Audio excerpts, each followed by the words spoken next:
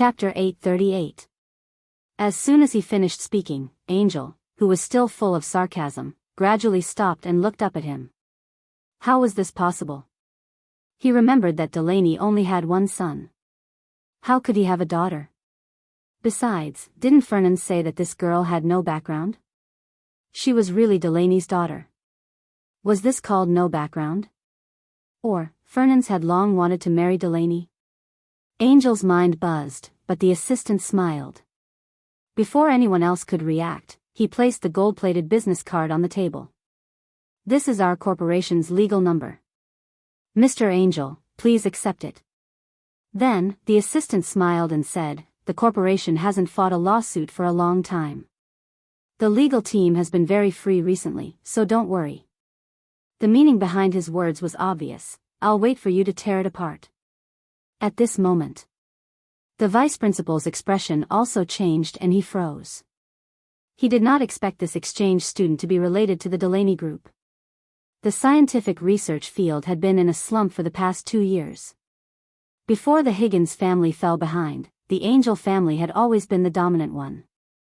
Although the Delaney group was known as the #1 in technology, it was still a small family and a new corporation. However, for so many years, the Angel family's scientific research had not been able to cause any big waves. Therefore, when Delaney bought the patent for a sky-high price and started a new project, the Delaney group almost set off the mainstream of technology. After a beautiful turnaround, the Angel family had no way to fight back. This year's asset evaluation was on par with the Angel family's Angel group. Angel's expression did not look too good. Everyone knew that the Delaney group's legal team was definitely the best in the country.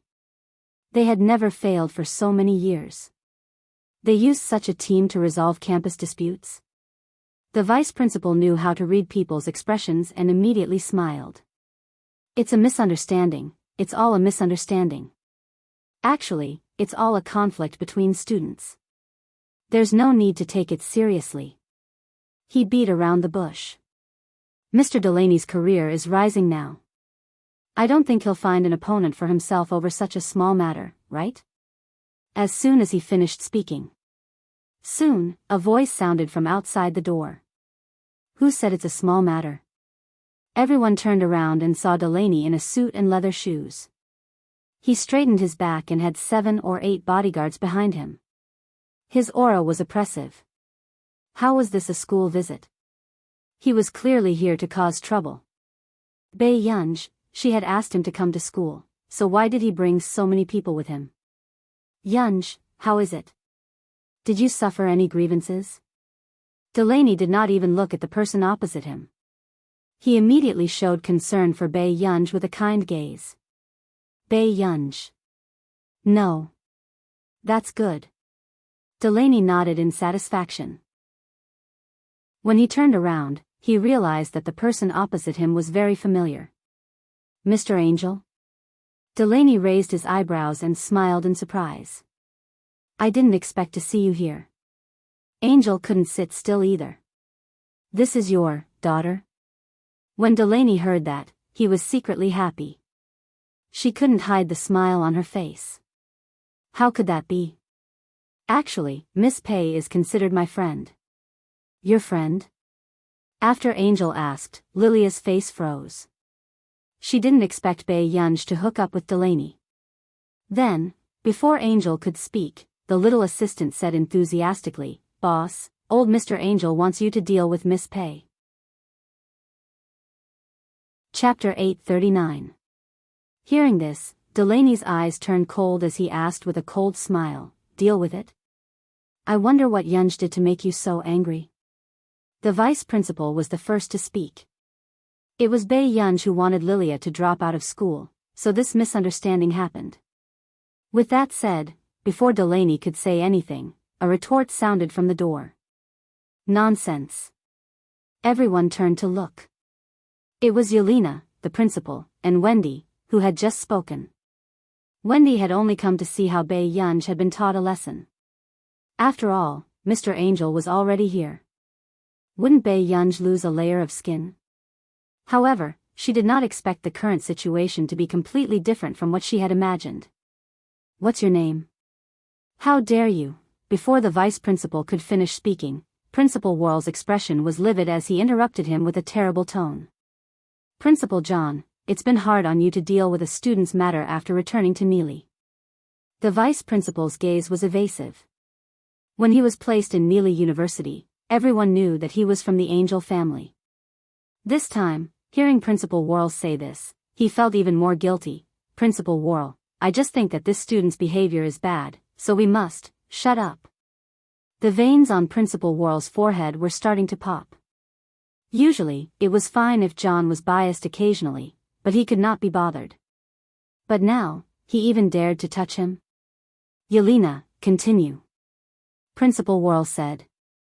This matter. It's clearly because Wendy and Lilia stole our team's USB flash drive. Yelena did not hide anything and repeated the entire matter. She added, if you don't believe me, we still have a video. Instantly, Lilia and Wendy could not stand still. Principal Worrell, my granddaughter has been studying here for 2 years. Why do you have to make such a fuss in the 3rd year? Just get Lilia to apologize and punish her. After knowing the truth, Angel changed his words and said in a low voice, I hope Principal Worrell can give me some face. With that said, the sound of a mineral water bottle being crushed abruptly rang out from the side. In the blink of an eye, he saw Biyao standing up casually and throwing the crushed mineral water bottle into the rubbish bin. Her bright and languid eyes were filled with coldness. His intimidating aura made people inexplicably fearful. Without saying a word, Principal Worrell felt inexplicably terrified. Principal Worrell felt his scalp go numb. Was this a joke? If he gave Angel face, who could appease this ancestor? After regaining his senses, Worrell immediately said, John, from today onwards, you are suspended from all positions in the school. Lilia and Wendy were involved in serious matters and were dealt with according to their own will. As an insider, Paul has seriously disrupted the school's discipline and will be penalized once. Instantly. Not only the students, but even Angel and the vice principal's expressions changed. It was clearly a small matter, so why did it become so serious? Because of Delaney? However, Delaney Group and Angel Group were still on par with each other. Why did Principal Worrell have to be so ruthless? Suddenly, Principal Worrell walked over to Biyao and greeted her warmly.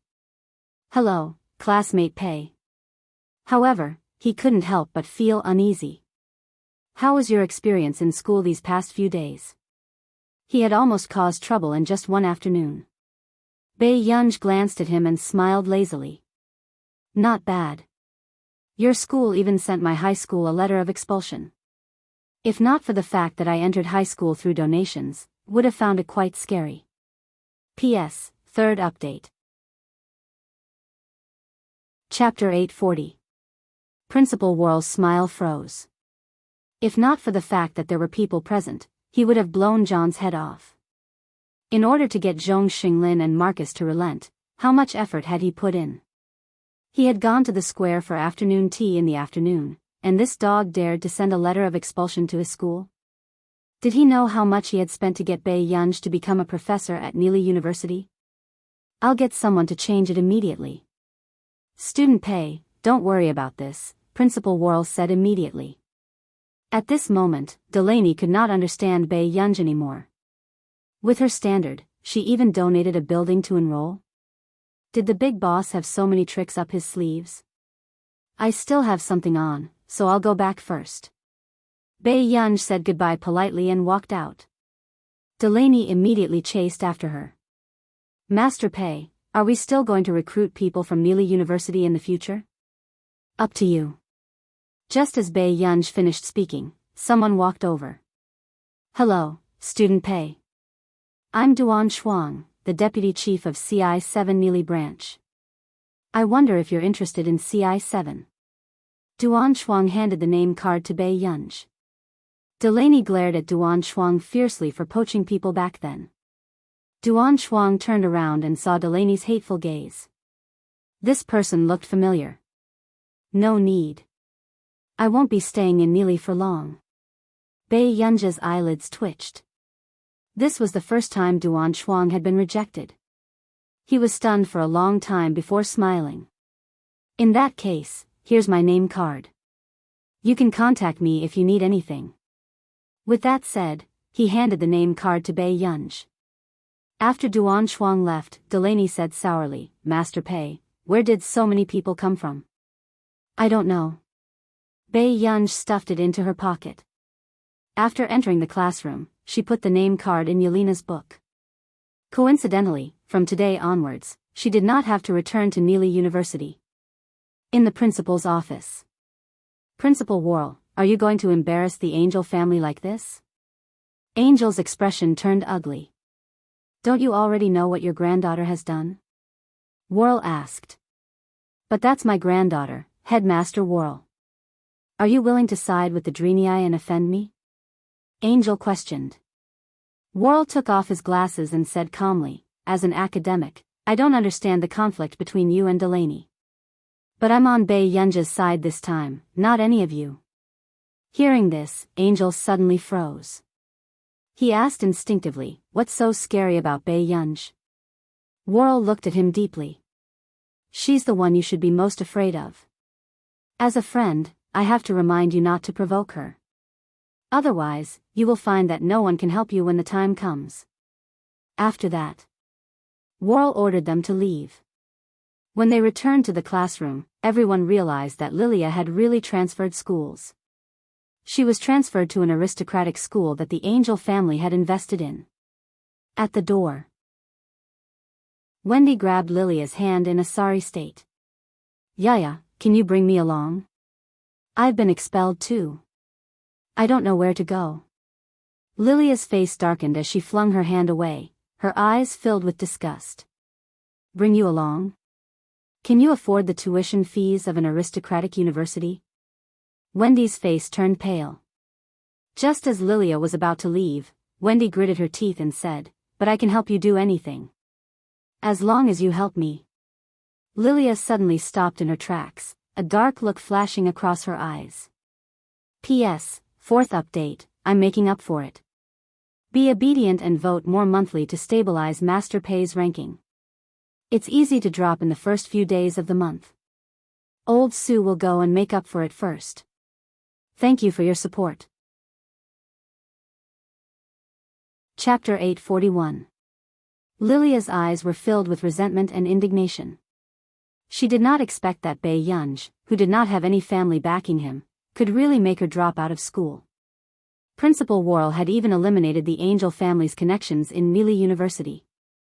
In the future, it would be even more difficult for the Angel family to do anything. She glanced at Wendy coldly and suddenly smiled. Sure, I'll pay for your tuition until you graduate. How about that? On the road. Bei Yunj looked at the computer in his hand again and held it in. You're really heavy, do you know that? With that, Bei Yunj realized that the system was installed in the computer and would not automatically turn on. He had to make it as soon as possible. No matter how much it cost. At this moment, Marcus called. Bei Yunj placed the laptop on the stone tiles of the flower bed. As soon as the call connected, he heard Marcus ask, have you tried the dual system outside? He had received several calls in the afternoon, all asking about the new product. The dual system was a project that Bei Yunj had been working on since his previous life. However, the original product was a dual system robot. The Y system was a normal system, but its level was beyond current scientific research. As for the G system, it was an in-depth model. Not only was it extremely private to the user, but some of its hidden functions were terrifying. Most importantly, the Gemini system could accurately recognize human emotions and language. Its imitation ability had reached the peak of artificial intelligence. Bei Yunj replied leisurely, it's too heavy. When can we get the materials? Marcus' eyelids twitched. Do you really want such good special materials? Bei Yunj's special materials to make a robot were hard to come by. Otherwise, if it breaks, we'll have to make another one. Bei Yunj added, it's very expensive. Marcus was speechless. Why didn't you consider the price when you were playing with more than 20 miniature pinhole cameras on the computer? Marcus put on a fake smile. But I think, with the cost of the materials you want, you can make dozens of robots for fun. Baiyang pretended not to hear her and asked again, when will it be available? Marcus. Wait for another 2 weeks. It will take time for their materials to be simulated to the standard you need. Baiyang replied, okay, I plan to let Higgins do the project. I'll go over to take a look in the next 2 days. All right. Marcus also knew that Baiyang was the heir of Higgins Group. He didn't forget to say, remember to prepare for the award ceremony the day after tomorrow. Yes. Higgins Group. Mai Weiyu walked into Shang Yan's office and threw the report on the table. Her eyes were filled with anger. Why aren't you willing to change this project? Shang Yan's tone was indifferent and natural. Only she has the final say in her project. Mai Weiyu pursed her red lips. Her eyes were filled with sarcasm as she laughed. An outsider wants to take down Higgins? Mai Weiyu was the illegitimate daughter of the second head of the Higgins family. She had only been recognized by the second head of the Higgins family 5 years ago because of her business and research abilities. However, her name had never been changed. Shang Yan, how do you think a young girl like her has the capital to fight against the people in the family? Mai Weiyu smiled and couldn't hide the jealousy in her tone. Or do you have other reasons for helping her? P.S. 4th update. Chapter 842. It was as if he was born to be the center of attention. The smile on Baiyang's lips could not be hidden as she quickly ran towards him. Seeing this, Huashidu immediately reached out and held the young lady's shoulders. He let her hug his waist. The man looked down at her. His laughter was low and hoarse. It was so gentle and ambiguous that it made her blush and her heart race. Why are you running? You didn't bring an umbrella? Huashidu's slender and well-defined hand touched her black hair. It was a little wet. It's only a short distance from the airport. Hence, she did not have time to open an umbrella and ran over. The people not far away could not help but take a few more glances at the two of them. Indeed, the airport was a good place to torture single people. Huashidu glanced at her a few times, then watched as Baiyang suddenly took away his luggage. Her bright and beautiful eyes were a little serious. Brother, I'll help you carry it. But as soon as she finished speaking, it just so happened that not far away, someone rushed over recklessly. Huashidu's eyes were sharp and his hands were fast. He hugged the young lady's waist and easily turned his head to place her on the steps. Then, he took the luggage. Baiyang was like a human-shaped doll as she was carried to the side. Sir, I'm sorry. I was in a hurry and bumped into your girlfriend. That person apologized sincerely. The man glanced at Baiyang. Then, he turned his head and curled his lips casually. Okay, be careful next time. Baiyang, then. Before Baiyang could react, she had just raised her head when the light in front of her was blocked. Huashidu pulled down his scarf and slowly tied it around Baiyang. He stared at her for a while and suddenly bent down. Brother, take a look. The man's deep and magnetic voice was not serious. It was frivolous and gentle. Brother's little girlfriend, have you lost a little weight? She was surrounded by his warm and pleasant scent. The man's gaze was even more intense. Baiyang's ears instantly burned. She shrank into the scarf and turned her head away. Seeing this, Tian. Huashidu did not continue to tease the little girl and brought her back to the hotel. Brother, you're not going to meet old Mr. Fernandes? Baiyang asked. You've seen him? Huashidu asked. Baiyang's attention as she looked at the scenery outside. You'll see him sooner or later. The man's answer was not clear. Baiyang did not dwell on this question. Instead, she smelled the familiar and pleasant cold scent on the scarf and felt a little relieved unconsciously. Huashidu also noticed the redness in her eyes. Before Baiyang could react, the man's warm and dry palm covered her forehead and brought her to his side naturally. Sleep, sleep. I'll call you when we get there. Pei Yunj leaned against the man's leg and looked at Washidu for a while before she turned away. Looking zzzz. Washidu still did not know what Pei Yunj was thinking. He quite liked the little girl's occasional actions. He only took a thin blanket to cover her and rubbed his fingers against her cheek affectionately. Good night, Yunyun. Just as they were about to get out of the car, Sing Su received several messages, all of which were sent by that person. He did not know who had revealed that Master Du was coming to Neely. Sing Su groaned in his heart. He only hoped that he would not bump into that young lady. Unexpectedly, he bumped into her the moment he got out of the car.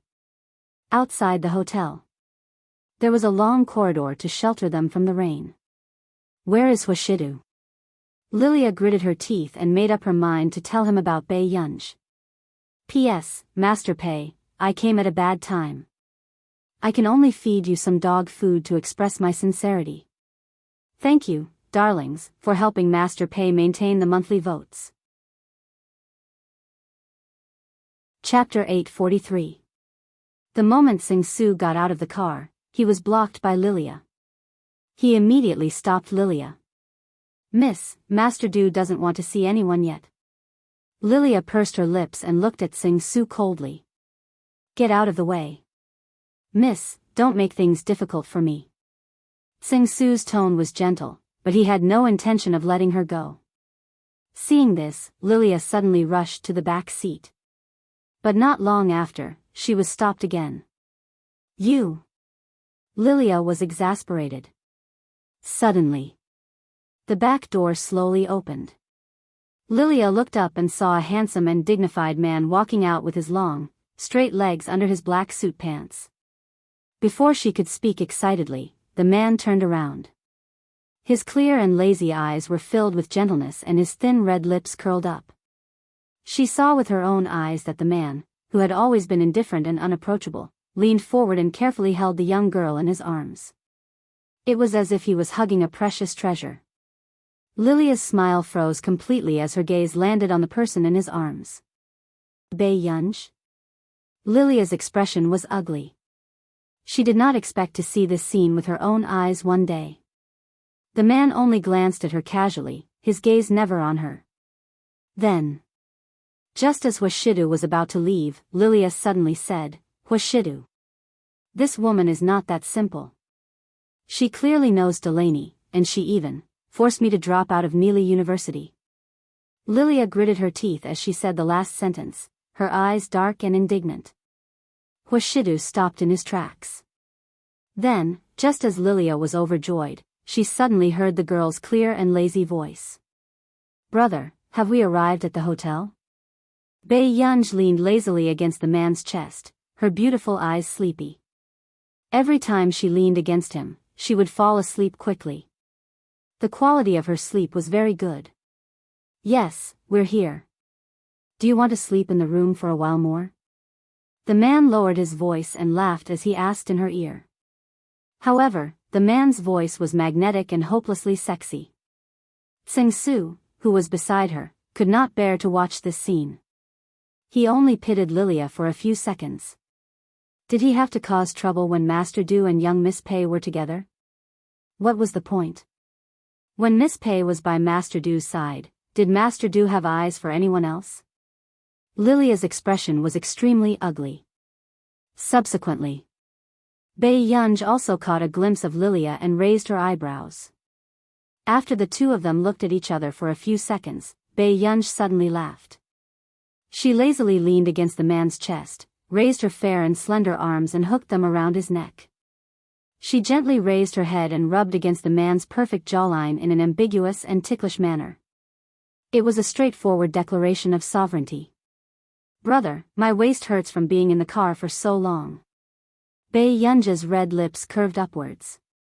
Her lazy voice was just the right amount of flirtatious. You have to help me rub it. It was so seductive that it made people's blood boil, their faces blushed and their hearts beat faster. At the same time, the man's eyes darkened. Even Sing Su felt that this conversation made him blush. As expected. When Lilia thought of how an ascetic and noble man like Hushidu would do such an outrageous thing in the car, her face turned pale. She gritted her teeth and looked at Bai Yunj. Bai Yunj was still careless as she drew circles on the man's chest with her fingertips. "Brother, don't keep quiet." Who knew? The next moment, the man's eyes were so dark that they could not be seen clearly. He slowly swept his gaze over her. "Sing Su, just one room is enough." Bai Yunja's smile froze. P.S. When Master Du came out, our monthly votes started to drop. Don't you all like Master Du? The monthly votes ranking is dropping. Be good and work hard to send Master Pei to the front row. Pinch. The monthly votes reached 2,000 plus chapters. Because the management children were disobedient, they spent a few hundred monthly votes. Chapter 844. Sing Su wanted to say something but hesitated. In the end, he turned around calmly. Yes. Bai Yunj also looked at Sing Su, but Sing Su seemed to have eyes on the back of his head and immediately ran in. Bai Yunj, Hushidu, Bai Yunj is already so good at seducing men at such a young age.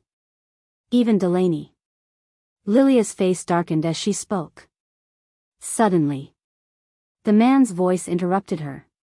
His pale-colored eyes lost their warmth, and his usually gentle and light voice was a little cold. "Miss Angel, do you really think that the Angel family can protect you?" Lilia froze. Hushidu's meaning was obvious. If she continued, he would not give the Angel family any face. But this was all for a woman? Isn't it good for our two families to have a marriage alliance? Why did you choose such a flirtatious woman? How is she? Get lost. As soon as he finished speaking, Lilia could not react. Hushidu was the one who said that. The man's peach blossom eyes, which used to be lazy and attractive, were now filled with coldness. His tone was flat and light. If you don't get lost, no one can save you. Even Bai Yunj looked up at him.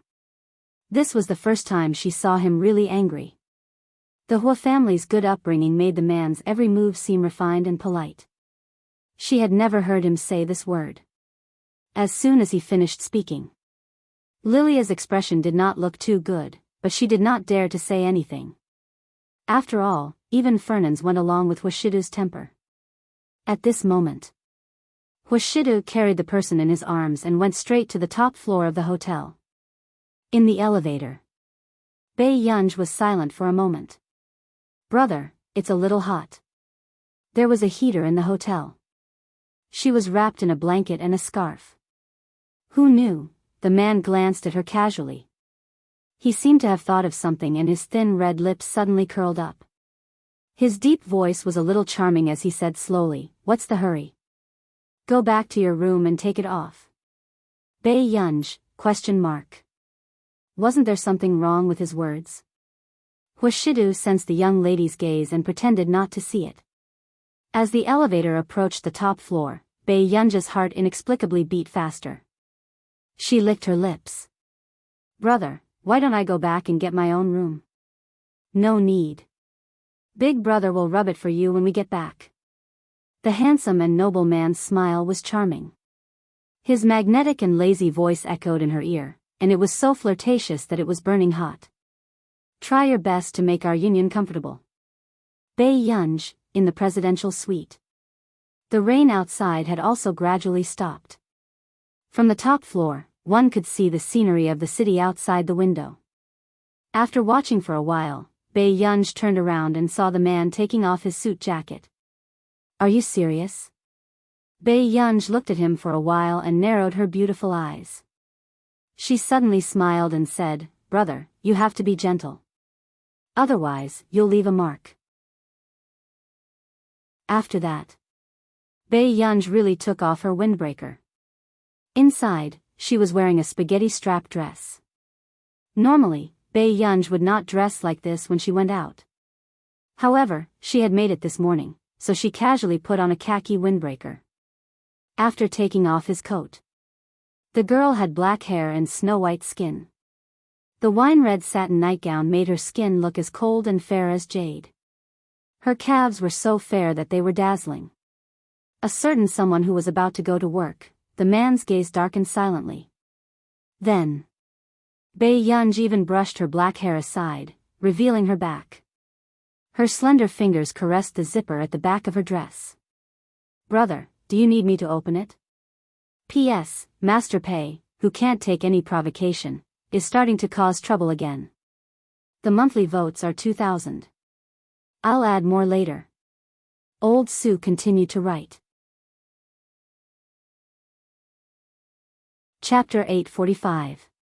The girl's back was facing him. She turned her head halfway and brushed her black hair with one hand while her other slender and fair hand tried to pull down the zipper. Suddenly, the man lowered his eyes and restrained the dark emotions in his eyes. He was extremely tempted.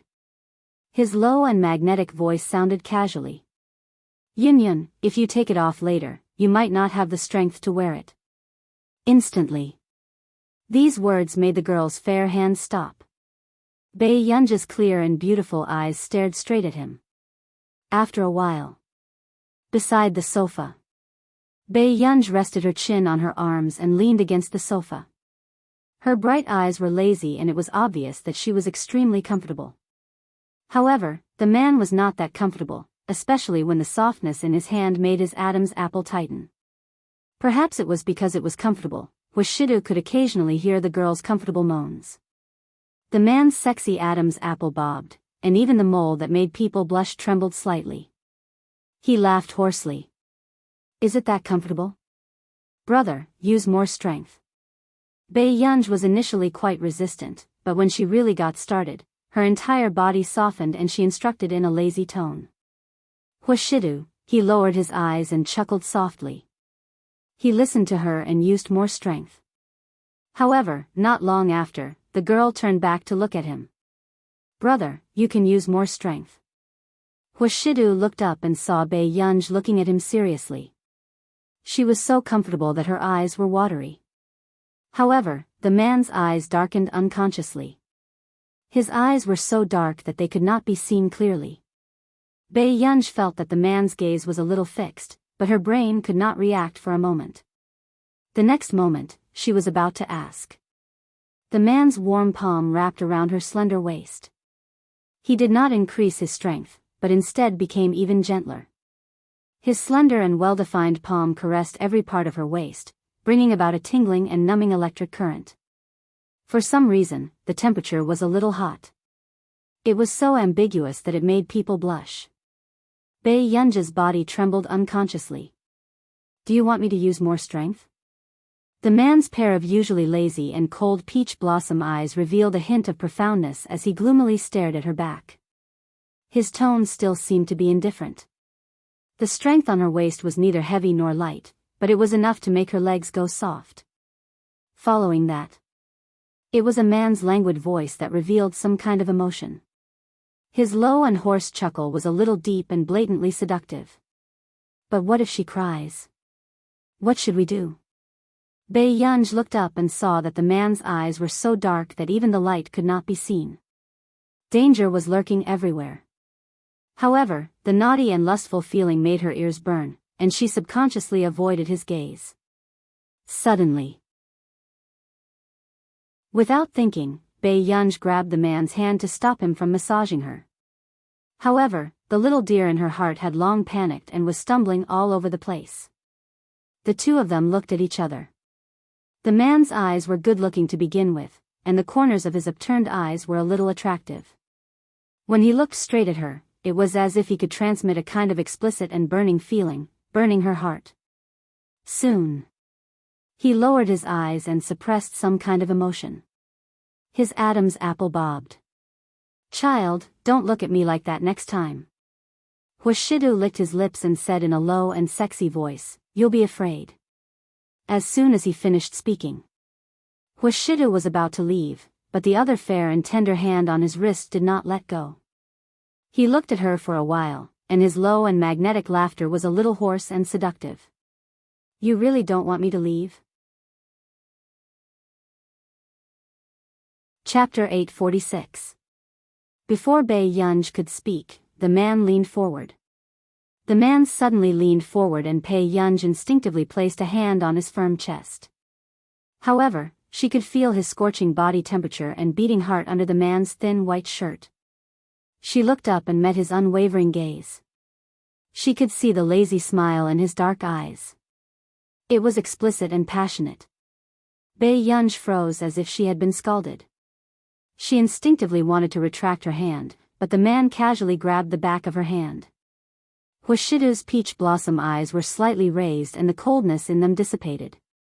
His lazy posture was ostentatious and ambiguous, and the corners of his lips curled into a cynical smile. "Brother, you," before she could finish speaking. The next moment, the man turned over her white and tender palm. His warm and cool fingertips rubbed her fingers from time to time, making her heart itch and numb. Suddenly, he bent down slightly.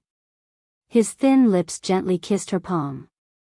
Suddenly, the warm touch on her palm, accompanied by a numbing feeling, shot straight up to the back of her neck. Her ears were burning hot. Even her mind was empty. A simple palm kiss made her blush. It was so tempting that her legs turned weak. However, the man was still smiling seductively. His magnetic voice was bewitching, low, and hoarse with some kind of uncontrollable desire. He was asking her for help. "Yun, I want to feel more comfortable too. What should I do?" In an instant, Bei Yunj woke up. Her heart was beating unbelievably fast. She immediately withdrew her hand and got off the sofa. She looked like she was fleeing. In the man's eyes, the little girl looked like she was about to explode. Huashidu did not go to the study to work. Instead, he went to take an hour-long cold shower. After returning to the room, Bei Yunj could not get rid of the plot in her mind.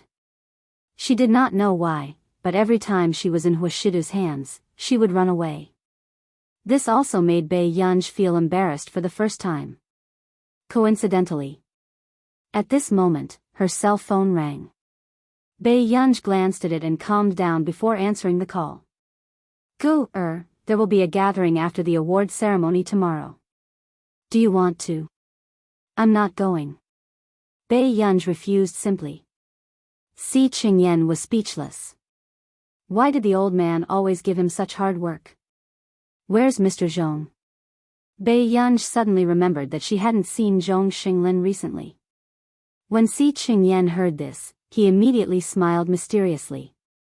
"Do you know? Elder Zhong, Dean Zhou, and Stephen were taken by Marcus for a hair transplant."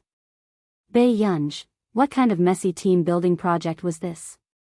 "You'll see it tomorrow." "Don't expose her," Si Qingyan reminded. Bei Yunj's eyelids twitched. "Sure." Afternoon. When she went out, Bei Yunj found more than 20 sets of clothes on the sofa, all of which were brands she usually wore. "Qin Yu called and asked me to take you to dinner." Huashida glanced at Bei Yunj, who had just come out of the bedroom, and said. Bei Yunj looked at the calm Huashidu and raised an eyebrow. "Okay. Soon." After she changed her clothes and followed Huashidu downstairs, she turned around and accidentally touched the man's hand. Only then did she feel that his temperature was a little too cold. "Brother, why are you so cold?" Bei Yunj asked without thinking. Hearing this, the man glanced at the instigator carelessly and licked his itchy teeth. He chuckled. "Otherwise, why would I take you out?" P.S. Additional monthly votes added. Chapter. Thank you for helping Master Pei. The monthly votes ranking is still unstable. Are there any children who can move their fingers? Pinch. Old Sue continued to update. Chapter 847. At first, Bei Yunj did not react. But when she realized what was going on, she froze. So, just now, he had a physiological reaction, so he went to take a cold shower? Bei Yunj thought of the temperature of the man's hand when she touched it just now. It was cold. It did not seem like he had only taken a shower for a while. Bei Yunj looked at the man's handsome side profile for a while. For some reason, her heart beat erratically. She slowly took a step to the side. Huashidu, who saw this scene, was speechless. After a while, Huashidu was a little angry and laughed out loud. Then, he laughed in a low and sexy voice. "Child, where did I find such a heartless person like you?" Bei Yunj did not speak. Soon, the two of them got out of the elevator. Huashidu had just walked out when he saw Bei Yunj running out. He thought that the little girl was shy. But not long after, Sing Su asked in confusion, "Master Du, where is Miss Pei? Shouldn't the two of them come down together?" After asking, Sing Su felt that something was wrong again, so he looked at Huashidu with a meaningful gaze. Could it be that Miss Pei did not have the strength to get up? Soon, Huashidu's unhurried gaze swept past him coldly. Sing Su stopped imagining things obediently. Wait for her to come back. Huashidu stood in the hall. He was wearing an exquisite black suit and a black and gray windbreaker, making him look tall and slender. The corners of his upturned eyes were charming, and his pale-colored pupils were light and lazy. About 10 minutes later, Huashidu saw a figure walking over from the door. Bei Yunj was wearing a black hat and mask. She was holding a transparent plastic bag and waving at them. "Let's go." Huashidu smiled. After getting into the car, the man had just sat in the back seat when the little girl beside him started to open the plastic bag. "What is this?" Huashidu asked. Bei Yunj answered him leisurely as she tore it open. "Your little heartless girl bought you a thermal pad." Soon, Bei Yunj warmed up a thermal pad and turned her head naturally. She pulled open the man's windbreaker and unbuttoned his suit jacket. But she didn't notice that the man's eyes were unfathomable, staring straight at her. "If you stick it here, you shouldn't get burned," Bei Yunj muttered to himself. Huashidu allowed the young lady in front of him to touch him.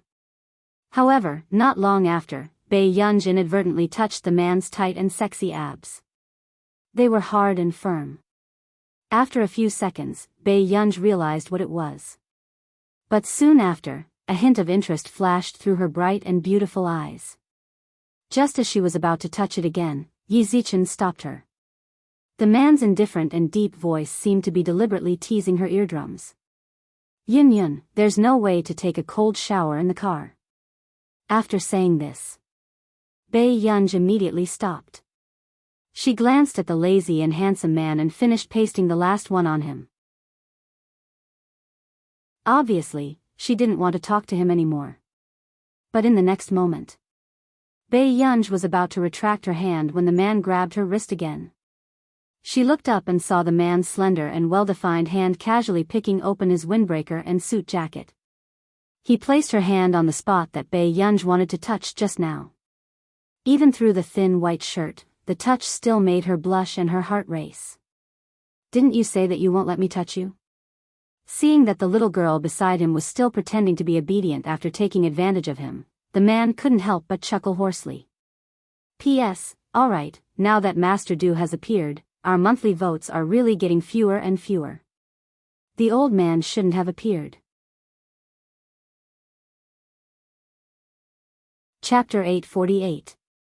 His lazy and magnetic voice was ostentatious and straightforward, as if he was blatantly seducing her. "How can I let our union bear a grudge? Next time, if brother is cold, who will buy the thermal pads for brother?" Huashidu was still holding her hand, afraid that the thermal pads on his suit jacket would be too hot. Bei Yunj's face inexplicably heated up, but she could not retract her hand. But on the way, Bei Yunj's mind was filled with Huashidu holding her hand and she could not ignore the warmth on her hand. The man's ambiguous low laughter made people blush. "Isn't Big Brother's hand hotter than Yunyun's?" Bei Yunj's ears instantly burned and she froze a little. Who could stand this D*MN man's unrestrained flirting? It was clearly an emotionless sentence, but when it came out of his mouth, it could instantly make one's hair stand on end. After parking the car, Bei Yunj quickly broke free from the man's hand and got out of the car first. Seeing this, Huashidu only smirked, his fingers caressing the thermal pads the little girl had just bought for him. Soon, Huashidu and Bei Yunj saw Qin Yu with several staff members following behind him. Go, Master Du. With that said, Qin Yu reached out and hugged Bei Yunj. Baby, are you cold? Why don't you answer second brother's calls? This scene made Huashidu's gaze land on him carelessly. It was a little dark and unreadable. I'm not cold. Bei Yunj wanted to break free, but Qin Yu hugged her too tightly.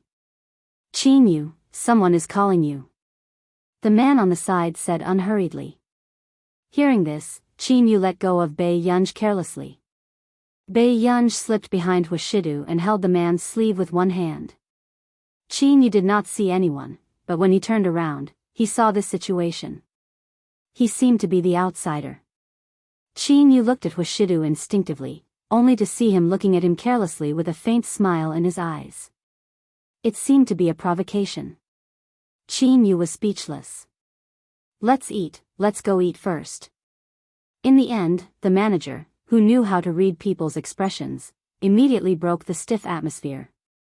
On the way, Qin Yu walked beside Huashidu and glanced at Huashidu's thin windbreaker. He was only wearing a suit inside and could not help asking, is this windbreaker so good at blocking the wind? Huashidu replied calmly, it's all right. Qin Yu was wearing a low-collared sweater and couldn't help but shrink his neck. Then aren't you cold? Huashidu slowly lifted his suit jacket, revealing the unqualified thermal pads. It's all right. It's quite warm. His tone was calm and composed, but it gave people a feeling that he was showing off. Bei Yunj, Qin Yu was curious. You use such a thing too? Yes. After Huashidu finished speaking, he casually glanced at the young lady beside him. Suddenly, his thin lips curled up and his voice was deep and happy. I quite like it. Qin Yu even snorted, a sneer appearing on his handsome and superior face. He then gestured for Huashidu to look at his torn jeans. His low voice was filled with confidence. Master Du, what's the matter with you? You're even using thermal pads in this weather? Who knew? The man smirked, his tone light and flirtatious. Someone's heart aches for you. Bei Yunj's back froze immediately. However, Qin Yu had yet to react. What did this mean? What do you mean? Qin Yu asked instinctively. On the other hand, the most silent manager at the side seemed to have suddenly understood. He looked at Bei Yunj, who had a slightly strange expression on his face. P.S. I'm dealing with the infringement of this book. I'm sorry that I'm not in a good state and wrote slowly. I'll ask for some monthly votes for master pay first. I'll see if I can continue writing. Chapter 849. Then, the manager could not help but turn back to look at Huashidu, a bold thought appearing in his mind. His eyes widened as his thoughts drifted away in disbelief. Especially when he saw that Qin Yu was still clueless, the manager had mixed feelings. Should I give this guy a warning? However, this person always mocked him for being short. Was he letting himself down by doing this? The manager was hesitant. In the dining room, seeing Huashidu and Bei Yunj sitting opposite each other naturally, the manager could not help but look at Qin Yu. Chow Hung, come, eat more. Sitting in his seat, Qin Yu handed the curry prawns to the manager. Then, just as the manager was very touched and was about to tell Qin Yu secretly, he heard Qin Yu laugh. I hope you can still grow taller. Don't keep making people think that I'm using child labor. Chow Hung was speechless. King deserved to have your sister snatched away. Chow Hung took the plate of curry prawns expressionlessly and said nothing. When they were about to finish eating, Bei Yunj received a call from Marcus. Hello? Do you want to? Before Marcus could finish speaking, Bei Yunj rejected him politely. Thank you, but I don't plan to do it yet. Then, Marcus, who had been hung up by Bei Yunj, was speechless. Which little brat went out to spout nonsense again? Soon. Bei Yunj received another message from Marcus. This was to ask Bei Yunj to send them an address. The people from Country A would come and pick her up in the afternoon to protect Bei Yunj's safety tomorrow.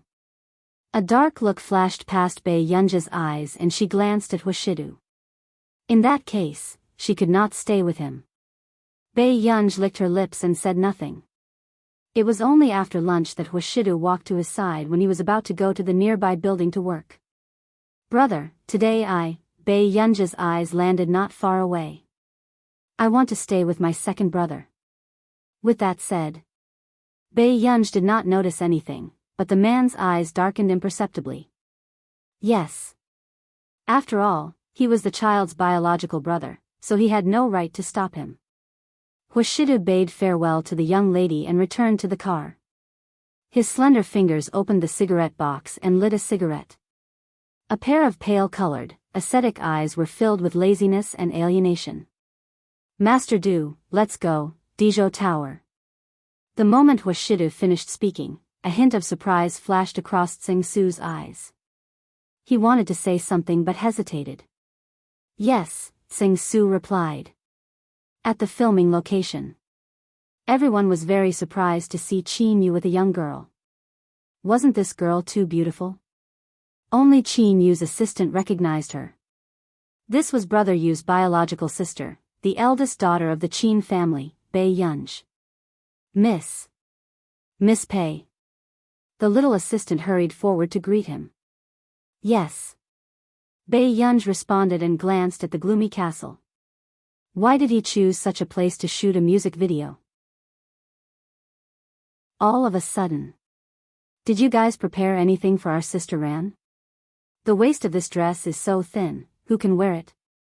A female assistant walked out and questioned arrogantly, do you not want to work anymore?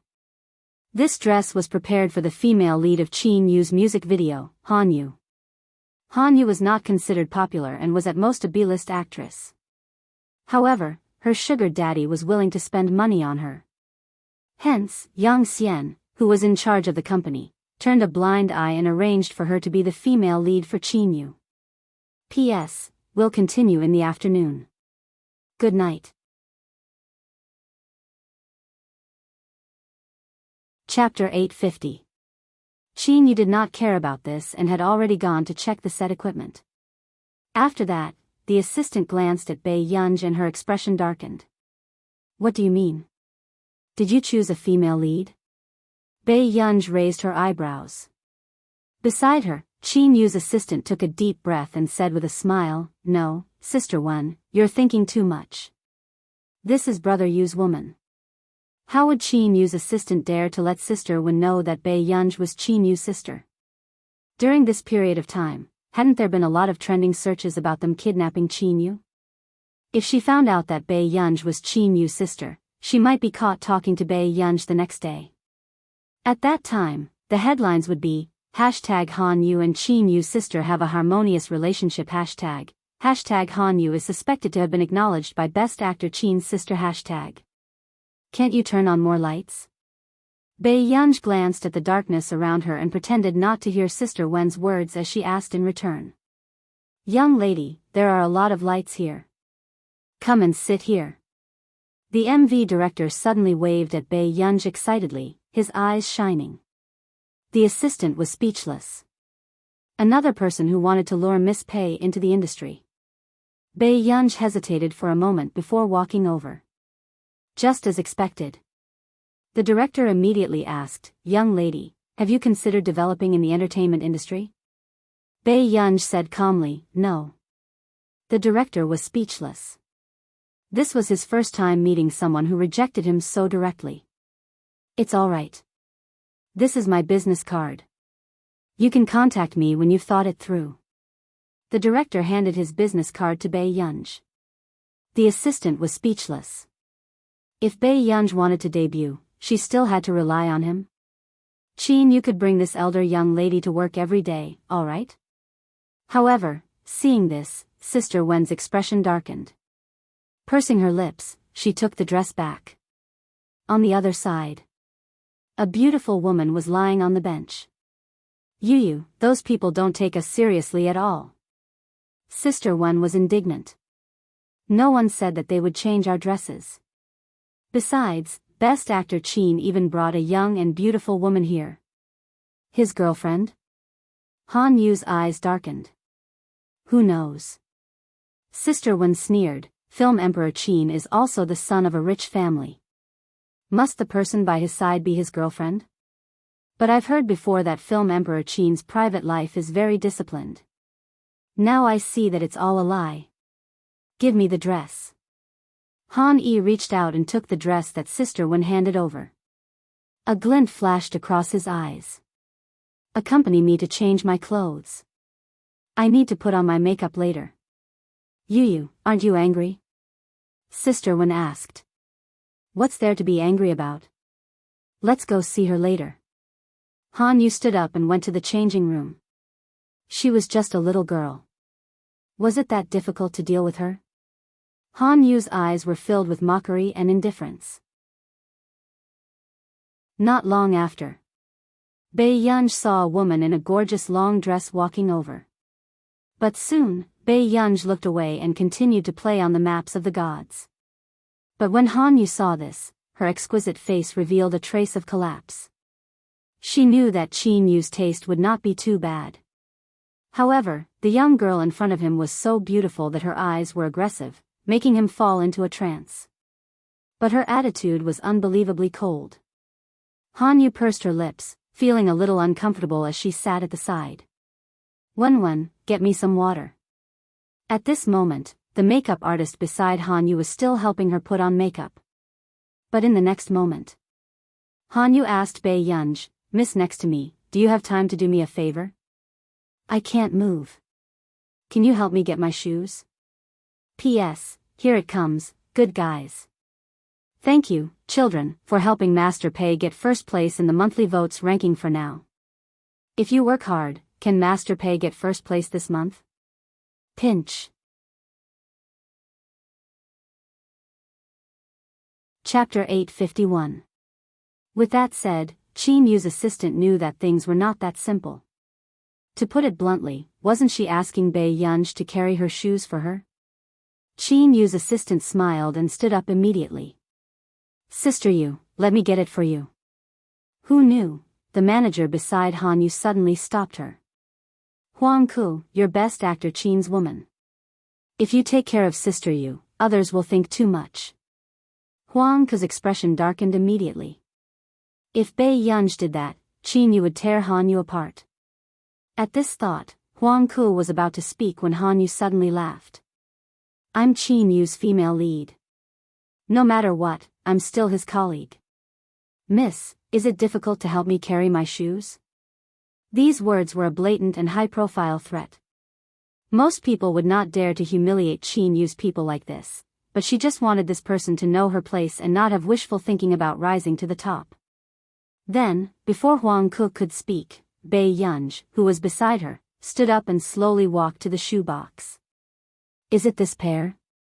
Han Yu sneered and closed her eyes without saying anything. As if she had vented her anger, Sister Wen immediately said, yes, those are our Sister Yu's favorite shoes. You, before she could finish speaking. Suddenly, the shoe box slammed into the cabinet next to it, scaring the makeup artist so much that her hand trembled as she applied her eyeliner. It made Han Yu's face crooked. Han Yu's foot was hit by something and her expression changed in fright. When she opened her eyes again, it was her favorite pair of shoes that had rolled on the ground.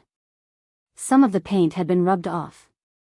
Instantly, Han Yu's expression darkened and she pushed away the makeup artist who was about to apologize.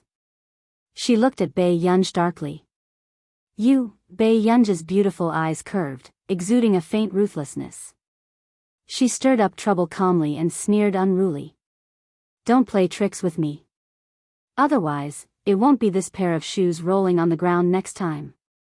Huang Ku inexplicably felt that Brother Yu's sister was the real master. Her aura was too strong. Han Yu was about to stand up and rush over to slap Bai Yunj. Then, she saw Qin Yu walking over. Han Yu immediately changed her expression. Film Emperor Qin, why did you hang up when I called you? The moment Qin Yu came over, he asked Bai Yunj intimately. Bai Yunj said leisurely, bring Xiaoka up. Huang Ku instantly felt guilty and did not dare to look at Qin Yu. Qin Yu also glanced at his assistant faintly, feeling extremely unhappy. Then, his gaze finally landed on Han Yu. Without waiting for Han Yu to speak, he frowned and said, Yang Xian really dares to push anyone to me. The air became strangely cold. Everyone could hear the disdain in Qin Yu's words. Sister Ran covered her crooked eyeliner with an ugly expression. Sister Wen complained, Brother Yu, it was this young lady beside you who deliberately hit Sister Rong with her shoe. That's why Sister Rong didn't put on her makeup properly. Hearing this, Qin Yu sneered and asked in return, why didn't my gu hit me when she hit her? Everyone, this sentence sounded very domineering. If this was outside, Qin Yu might be harmed. However, Han Yu and the rest were so angry that their faces contorted. Qin Yu, what do you mean? Han Yu gritted her teeth. A mocking look appeared in Qin Yu's dark eyes. If Miss isn't willing to film, you can leave now. My studio will bear the expenses on the way. This made Han Yu even angrier. Otherwise, this song was written by Yuan and would definitely become popular in the future. She would definitely quit and leave. P.S. There are 2 more updates. Chapter 852. She pursed her lips, her beautiful eyes filled with hatred as she glanced at Bai Yunj. Yes, best actor Qin, don't be angry. We can start filming immediately. Seeing that something was wrong, the manager immediately pulled Han Yu aside and brought her to the side to redo her makeup. After that, Qin Yu frowned. Gu, did she bully you? Huang Ku was speechless. He really did not know his sister at all. No one can bully me. Bai Yunj said slowly. If Gu doesn't like her, second brother will change her immediately. Qin Yu's dark eyes were serious. He could not bear to see Bai Yunj suffer. No need. Hurry up and film. With that said, Bai Yunj returned to the side. However, after a few solo matches, she could not help but frown. Why were they all at this level?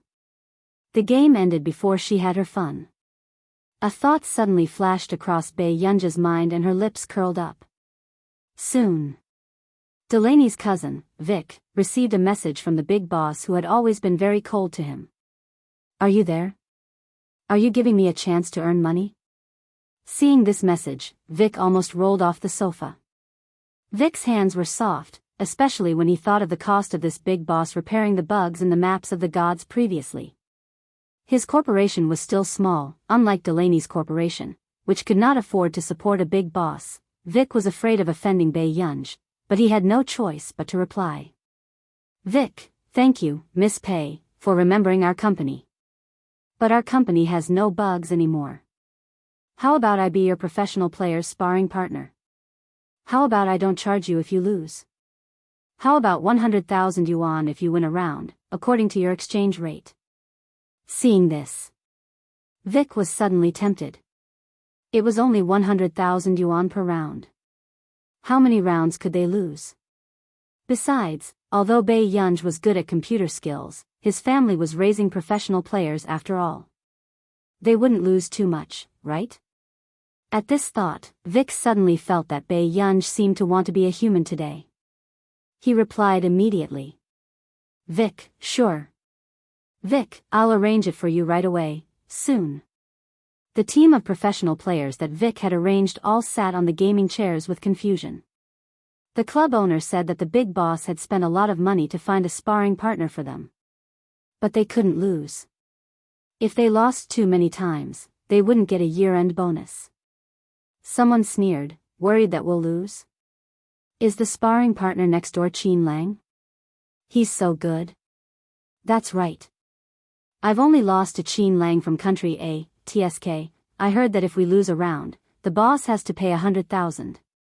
Since that person is so good, why don't you invite her to be a professional player? Isn't the boss a little too generous to his sparring partner? The few of them went online angrily and searched for the account number given by the boss. Finally, a user popped up. Earn 100 million first. The pro players, how arrogant. Not far away, Biyao was playing with her laptop.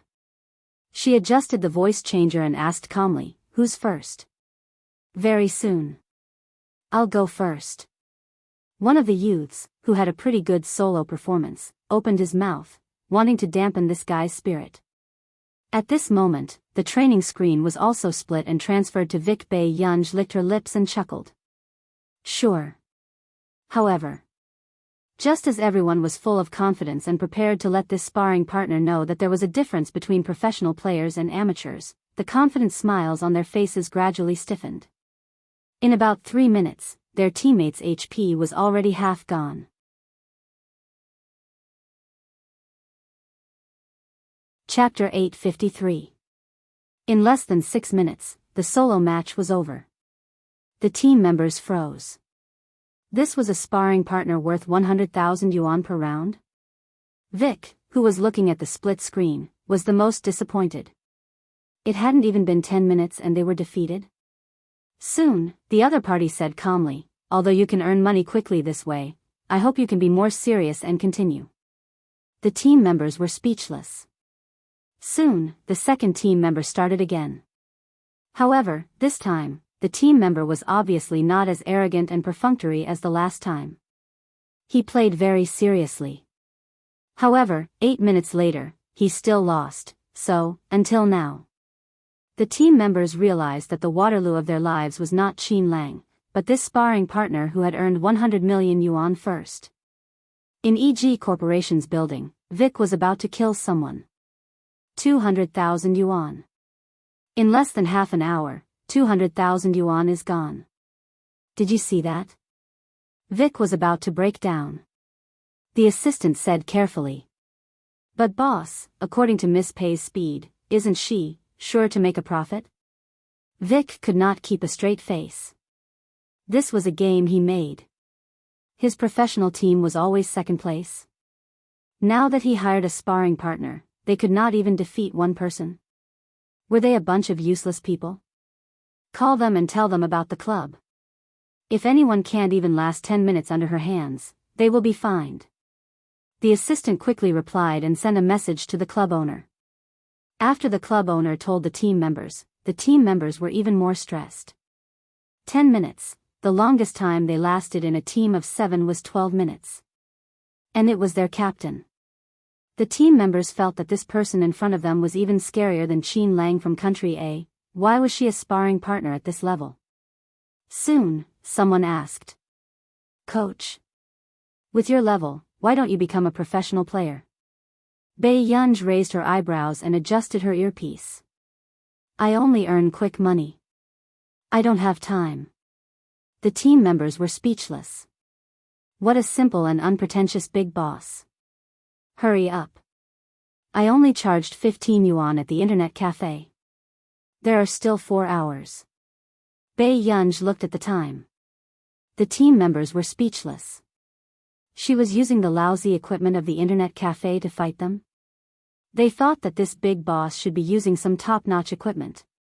In the end, it was just an internet cafe that cost 3 yuan an hour.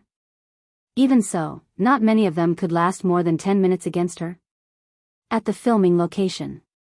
Sister Ran, don't be angry. I've checked, and no one knows that little girl. Sister Wen walked over happily. Han Yu pursed her lips and a trace of unwillingness flashed past her eyes. With Qin Yu around, I can't do anything to her. Who said that? Sister Wen walked over and handed the phone to Han Yu. This is? Han Yu was surprised. This was a photo of her and Biyao. Because of the angle, it looked like they were quarreling. I've already asked a professional fan to send this photo to your fan club.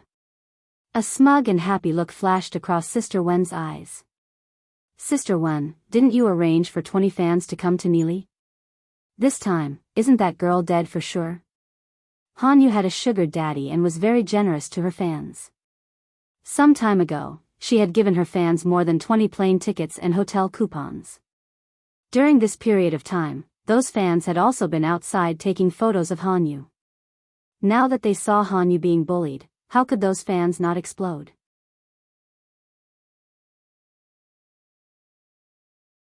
Chapter 854.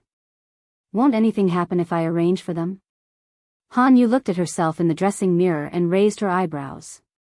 With this photo, if you get those marketing accounts to help repost it and set the pace, others will only feel sorry for you. The manager was experienced and sneered. It's been so many years. Has the public's pity for the weak ever changed? Even if the fans mess around again, as long as you apologize casually, they won't have anything to say. Han Yu was silent for a moment, as if she agreed. Then, she asked, where is she? She should be back soon. I heard Huang Ku on the phone just now. I think she said she'll be back in 10 minutes. Sister Wen immediately said. Then, she said, Sister Ran, your fan club will take at most half an hour. Han Yu's lips curled up slightly. There was mockery in her eyes and a smile in her voice. Then don't let my fans make a wasted trip. Don't worry. Once that girl returns, I'll inform the fan club. Sister Wen was very confident. At this moment, Bai Yunj also left the internet cafe. After playing for an entire afternoon, she had earned nearly 3 million yuan. As for the professional players who had been ravaged for an entire afternoon, they were beginning to doubt if they were still suitable for the professional path. And Vic, who was far away in EG Corporation. Vic's mentality was already broken. He spent 2.6 million yuan in one afternoon. He thought that Bai Yunj had suddenly become a human, but he did not expect her to trick him. Vic took a deep breath and asked with his eyes closed, isn't she a computer science major? Isn't she in scientific research? How can she even play games like this? There was still a difference between playing games and studying computers, right? The little secretary was silent for a moment before she immediately smiled comfortingly. Boss, there's a saying in country A, there's no harm in having more skills. Look, even though Miss Pei is a computer science major, it didn't stop her from winning the Farisk prize. Wake's face cracked in an instant. How did this person's brain work? Was she God's biological daughter? Vic could not help but take another deep breath and gritted his teeth. Let those guys practice again. If they make me spend so much money again, I'll teach them a lesson. How could a few million yuan for an afternoon of sparring be wasted so easily? If they did not win the championship, they should be cut into pieces. At this moment, Bai Yunj also returned to the set. Bai Yunj looked at the message that the bank card had been transferred to her account. After thinking for a while, she sent a thank you message to Vic. But this time, Vic didn't reply to her as quickly as before. However, a few minutes later, he sent a white Garfield crying emoji. Bai Yunj, 10 minutes later. Bai Yunj suddenly saw someone hurrying in and out with a group of people. Everyone had a serious look on their faces. It was as if he was going to settle some important matter. She couldn't help but raise her eyebrows. Soon, Bai Yunj grabbed Huang Ku, who came back and went out anxiously. Miss Pei, I'll play with you next time. I really have something urgent to attend to this time. Huang Ku was on the verge of tears. What happened?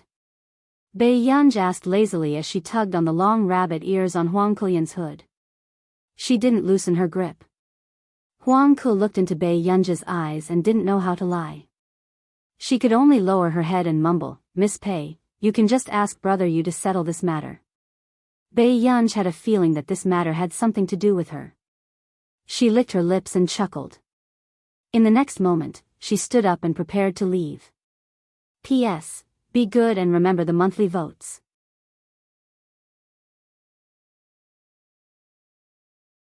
Chapter 855. When Huang Ku saw this, she immediately panicked. She immediately went forward and hugged Bai Yunj, refusing to let her go. Miss Pei, please don't go. The fans outside have gone crazy.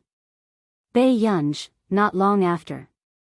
Bai Yunj slowly pried her fingers away. Let go first.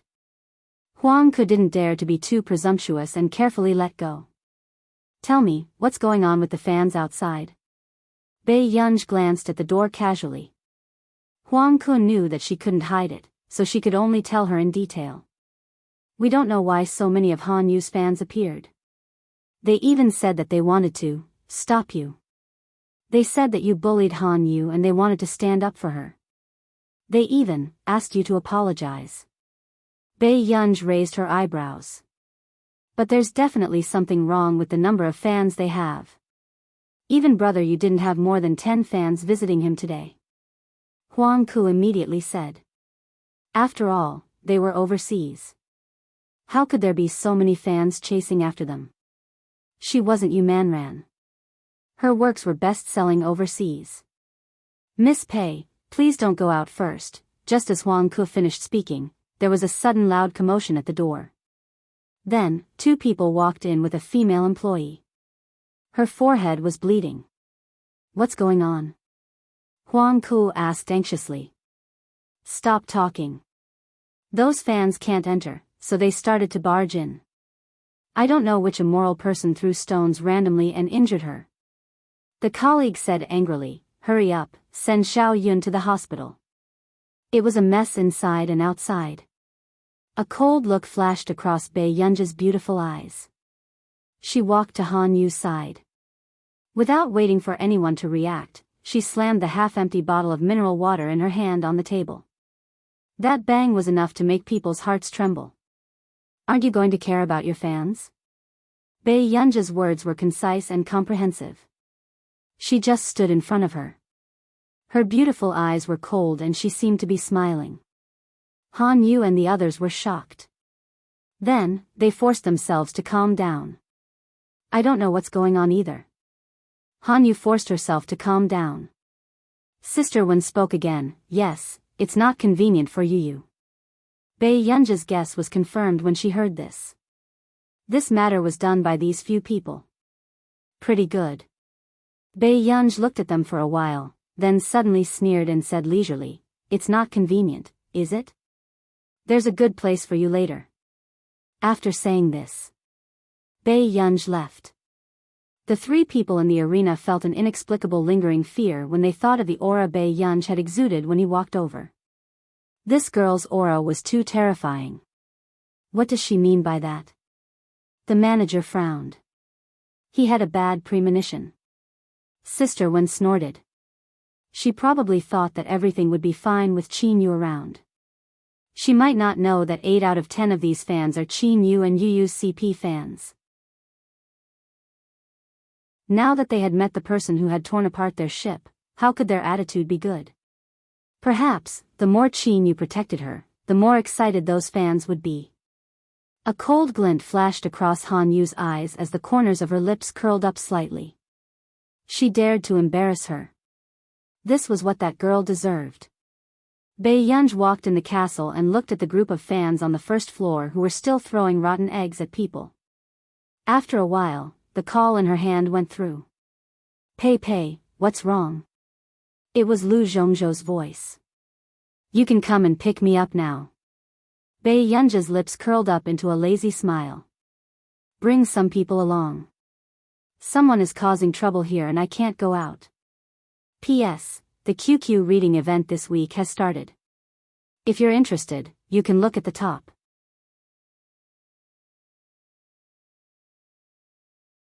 Chapter 856. Cause trouble? Lu Zhongzhou frowned and immediately said, okay, I understand. Don't move around and stay in a safe place. God Tan and I will be there soon. Bei Yunj hummed in response. Soon. Bei Yunj saw the director and Qin Yu coming downstairs with dark expressions. It was obvious that they knew about this. How dare they block my sister? Who gave them the guts? Qin Yu's low and cold voice was filled with coldness. However, at this moment, Han Yu and the rest were about to leave and were standing at the door. Qin Yu had already arranged for bodyguards and his handsome face was dark. Qin Yu, it's not suitable for you to stand up for this matter. Someone from my company said that Han Yu and the rest are already leading the charge in the country. They said that your people are deliberately embarrassing Han Yu and bullying her because she's a newbie. The director stopped Qin Yu, who wanted to go out. Qin Yu's ink-like eyes were filled with ruthlessness.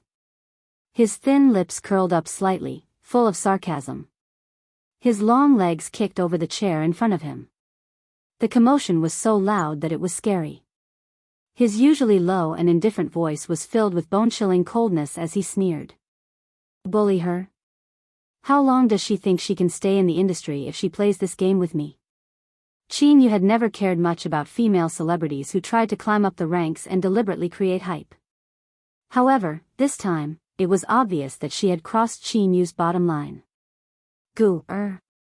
With that said, Qin Yu turned around and saw Biyao. Guilt rose in his heart. If it wasn't for him, wouldn't have been targeted. Biyao was silent for a moment. I got my friend to pick me up. Don't worry. No, how can your friend protect you? Qin Yu frowned and immediately grabbed Biyao's wrist. You have to follow behind me later. This was very risky. After all, to Qin Yu, this face was very important. However, as long as Biyao asked, he could even give her his life. I said, there's no need. Biyao broke free from Qin Yu. Seeing that Qin Yu's eyes were dazed, they slowly darkened. She pursed her lips and was silent for a long time. I'm sorry. Even if she didn't snatch this body, this kinship still didn't belong to her. She could take care of the people she cared about for the original owner, but she couldn't touch the original owner's family. Not to mention letting Qin Yu take the risk for her. Qin Yu licked his red lips. After thinking for a moment, he lowered his head and coaxed her softly, just listen to second brother, okay? Second brother, I beg you. I'm not trying to restrict your freedom, I'm just worried that you won't be safe. When the others saw this scene, they were all stunned. Second brother? Was this Qin Yu's precious sister? She had long heard that Qin Yu doted on his biological sister, but she did not expect it to be to this extent. They had never heard Qin Yu speak to anyone in such a pleading tone. Biyao pursed her lips. After a long while, her phone vibrated. Her eyes darkened. Come with me then, but I have something to do, so I can't stay at your place. Hearing this. Before Qin Yu could speak, he saw Biyao walk forward. He could only follow closely behind. At this moment, Han Yu, who was outside, had not left. The nanny van was also watching the commotion not far away. The fans at the door were at their peak and were ready to smash the car later. It didn't matter if that vixen would be sitting in Qin Yu's car or not. However, what they didn't expect was that a car really did stop at the entrance. It was a long military green car. Soon, more than a dozen people wearing two types of military green combat uniforms came out from inside. One of the teams was even wearing bulletproof vests. All of them looked well-trained and muscular. They were holding long black wooden guns. P.S. Good night, be good and remember the monthly votes. Help Master Pei get on the rankings? Pinch. The weekly ranking event was pinned at the top of the QQ book review section. There were snacks around that were specially prepared by the management ladies.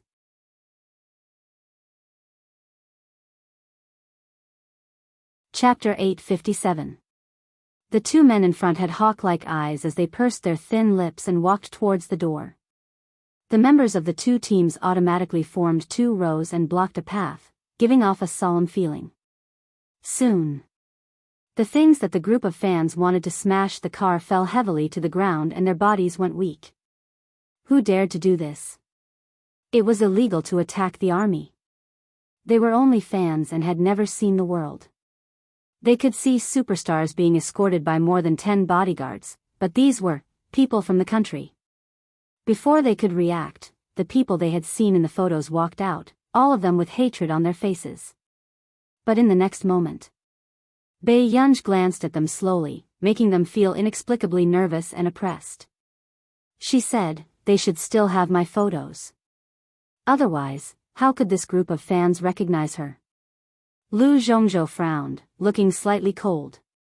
Had this group of people become stupid from chasing celebrities? They dared to attack anyone? Tan Nan's cold voice sounded. Get in the car first. We'll settle these matters. Bai Yunj hummed in response and looked at the stunned Qin Yu behind her. Her eyebrows moved and she was a little hesitant. Then. I'll get going first. I'll look for you tomorrow. After Qin Yu regained his senses, his mind was in a mess. He didn't know how Bai Yunj knew these people. However, someone who could wear such clothes couldn't be a bad person. Besides, he could tell that these people valued Bai Yunj's safety very much. Qin Yu wanted to say something but stopped. Then, he chuckled. Okay. He didn't know how to ask about her now. After all, as her brother, he had neglected his duty for so many years. Have a good rest when you get back. With that said, Bai Yunj got into the car. However, because of this simple concern, Qin Yu's cold heart suddenly warmed, as if the snow had just melted. His lips curved. Okay. In the nanny van not far away. When Han Yu saw Bai Yunj being escorted into the car, she froze and her pupils constricted. Who are those people? When the others saw this, it was as if a basin of cold water had been poured over their hearts. Why was that girl being escorted by these people? They had originally thought that she was just a young lady who relied on her looks to climb up the social ladder. But now, this girl's identity was clearly not simple. What should we do? There won't be any problems, right? Sister Wen began to feel afraid. There was still room for discussion if they offended capitalists. After all, there were so many capitalists who didn't agree with him. But if he was called out by the higher-ups, he would definitely be banned. Shut up. The manager said coldly, it's just a fan's behavior. What does it have to do with us?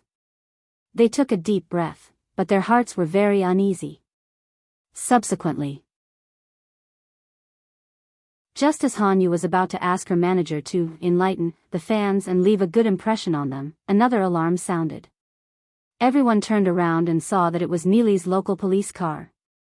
When 4 or 5 police cars arrived, they quickly went forward to greet and talk to Lu Zhongzhou. In the meantime, those fans had a bad premonition and wanted to run away. But who knew? Soon, the people who got out of the police car surrounded them, scaring them so much that their faces turned pale. They no longer had the aura of throwing stones at people just now. The chief communicated with them in an unfamiliar language. I'm sorry, girls. You're involved in causing trouble and intentional injury. Please come back to the station with us for investigation. Instantly, the fans almost cried in fear. P.S. I'm back for an update. Babies, remember the monthly ticket.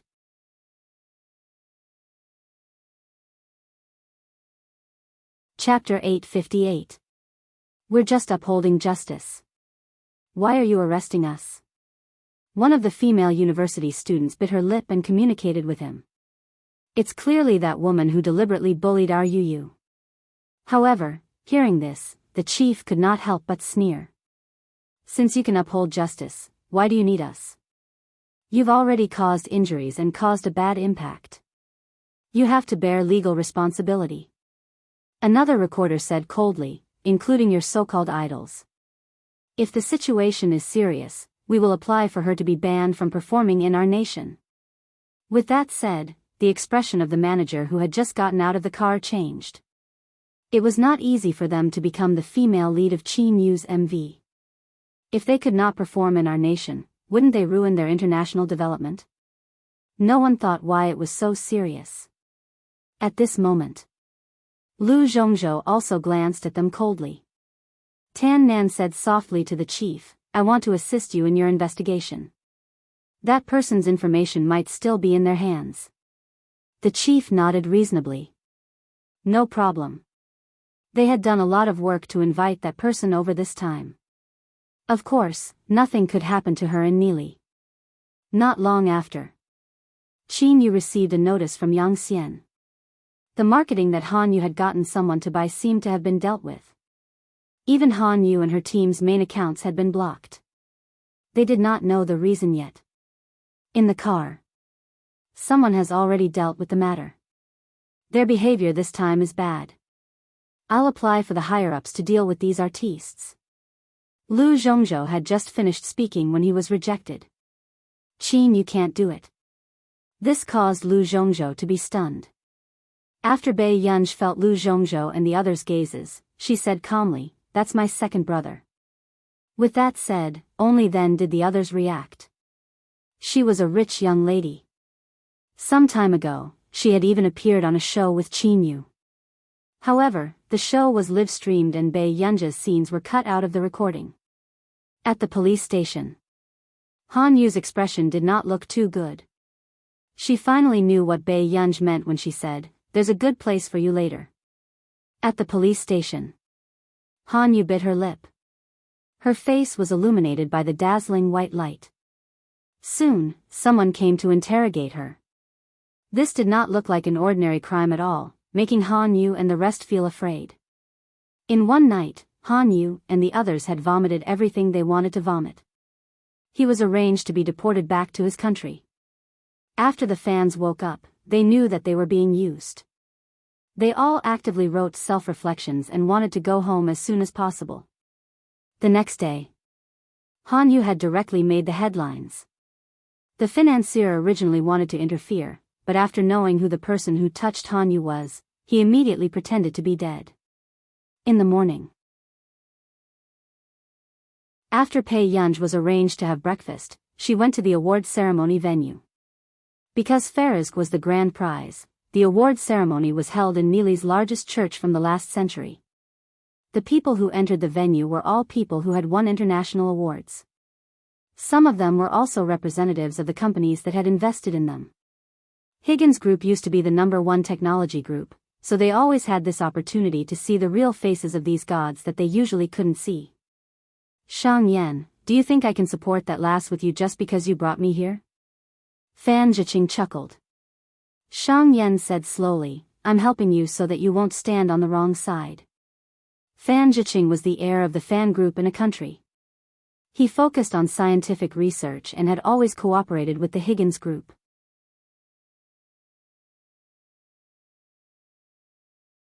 Chapter 859. I say, don't tell me you're chasing after that little brat. How is my Wei Yu worse than that little girl who doesn't know anything? Fan Zhiqing asked in confusion. Stop talking nonsense. You can go in now, Shang Yan said calmly without changing his expression.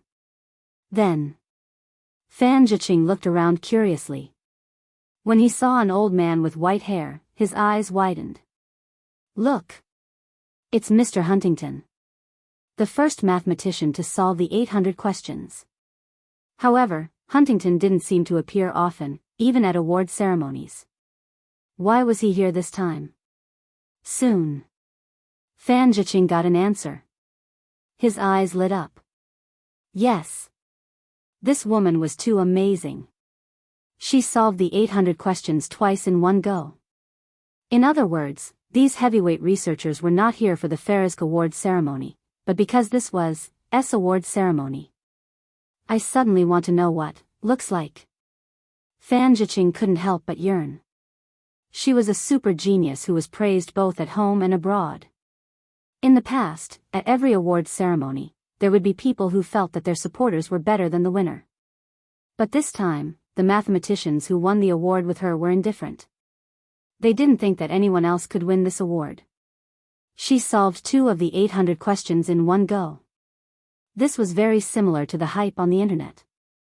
However, this person was a true big shot. There's no hurry. There will be plenty of opportunities in the future. Shang Yan glanced at him, his tone unclear. On the stage, the researchers who knew each other greeted each other and exchanged pleasantries, but they couldn't help but take a few more glances outside. It was as if they were waiting for someone to arrive. In the car. Pei Pei, are you nervous? Lu Zhongzhou looked like a big brother, but he treated Bei Yunj like his own daughter. Bei Yunj played with the maps of the gods and said lazily, just a so-so. It wasn't her first time winning an award. But to them, it was her first time. Then, have you prepared your acceptance speech? Lu Zhongzhou asked. Bei Yunj said slowly, yes. God Lu, why are you more nervous than Miss Pei? A team member couldn't help but snicker, but was beaten up by Lu Zhongzhou. Not long after. After getting out of the car, Bei Yunj was about to bring her people in, but she was stopped at the door. I'm sorry, but there are already a lot of security guards inside. Miss, you can't bring anyone else in. Someone stopped her. Hearing this. Just as Lu Zhongzhou and the others were about to leave, they heard Bei Yunj's clear voice. Those are not security personnel. They are soldiers from our country. Lu Zhongzhou and the others subconsciously glanced at Bei Yunj, and their hearts warmed. But Bei Yunj did not intend to give in and let these people stay outside. This is my award ceremony. Are you going to leave my friends outside? Bei Yunj's beautiful eyes were full of playfulness. Then you can continue. Without waiting for Lu Zhongzhou and the others to react, he turned around and got back into the car to continue playing the game. It was a typical look of, father doesn't like to cooperate. Pei, we're all happy that you won an award. We're waiting for you outside instead of squatting on the streets. Lu Zhongzhou and the others had a good relationship with Bei Yunj. Seeing that this ancestor was not cooperating again, they couldn't help but coax him. Bei Yunj also had special feelings for these people. After all, since her previous life, these people in this special profession had protected her with their lives and accompanied her as she grew up. Come up and sit down. Bei Yunj's indifferent tone didn't allow them to refuse. P.S. Be good and remember the monthly ticket.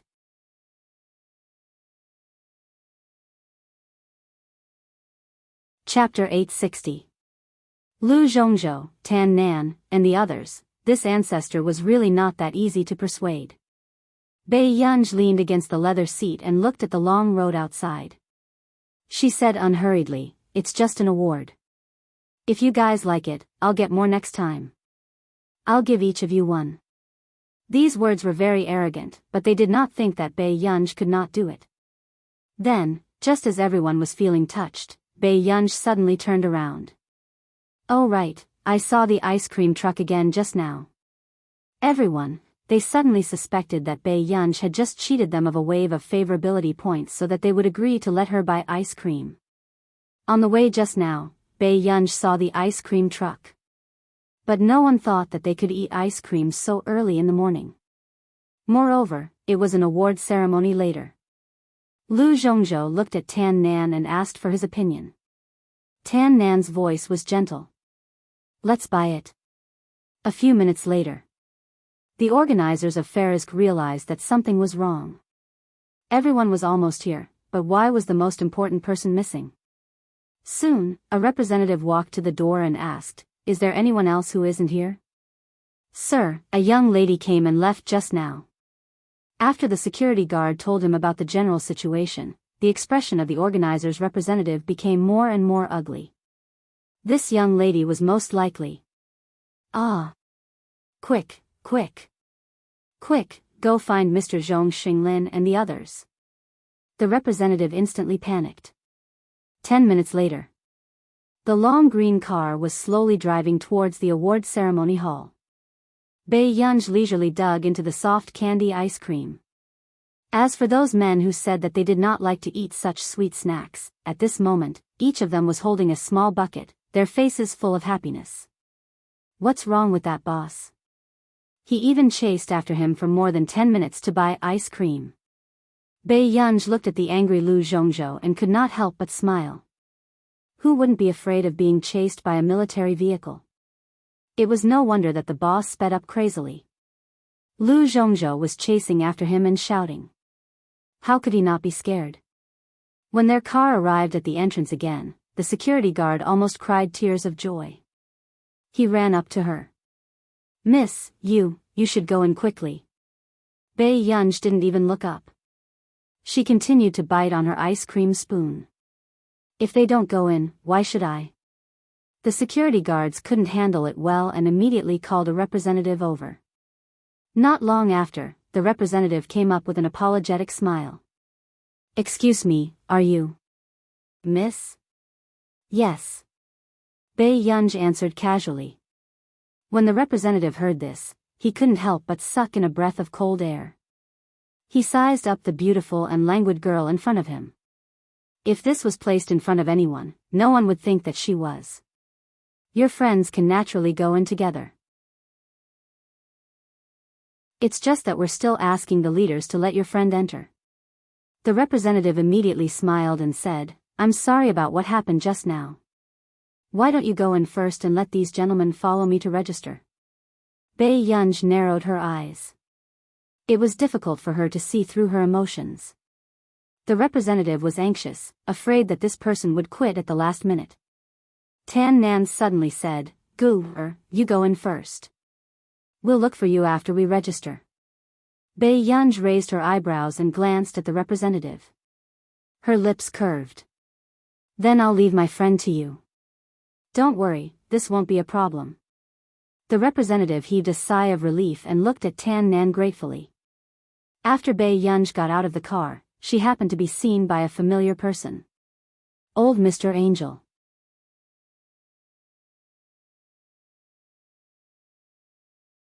Chapter 861. Angel frowned, his face filled with displeasure and coldness. Why is she here? The higher-ups in the same industry, this is, the one who made Lilia drop out of school. Angel sneered.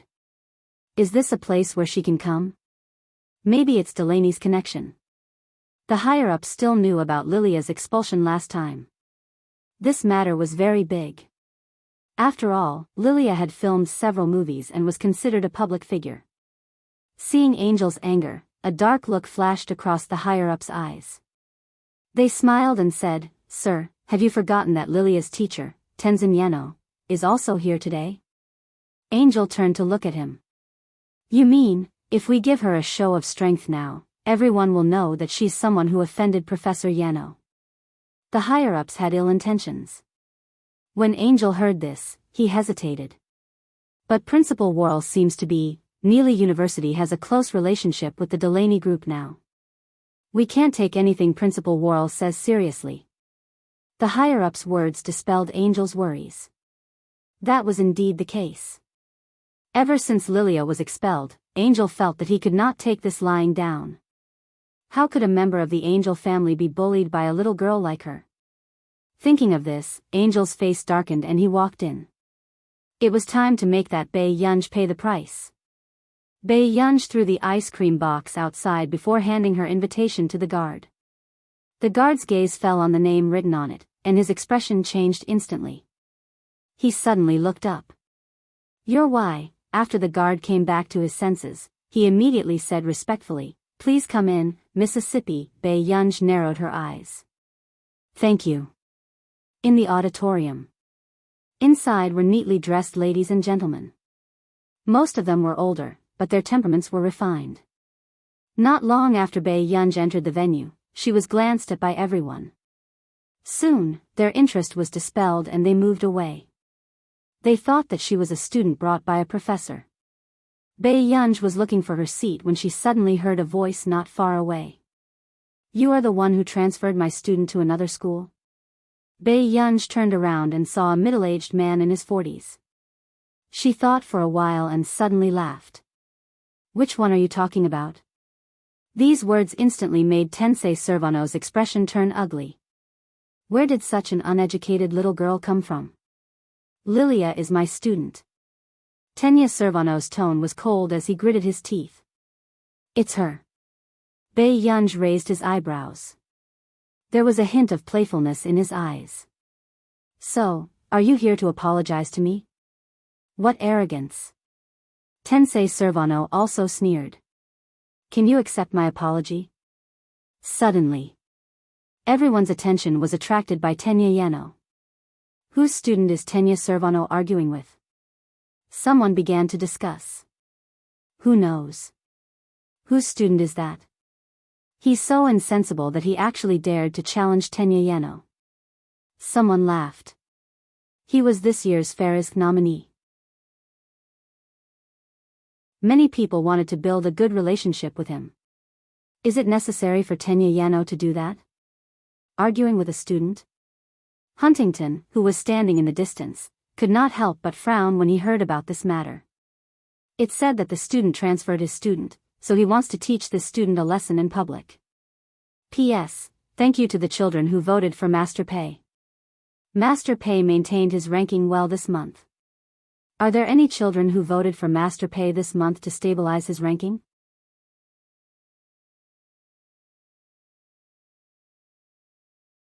Chapter 862. The more Huntington listened, the more he felt that it was outrageous. He frowned and walked over. He heard Tensei Yano say to the girl, "Student, your methods are very impressive. You can make my student drop out of school. Unfortunately, the scientific research community can't tolerate people like you who have bad intentions. Do you want to walk out yourself, or do you want me to ask the security to escort you out?"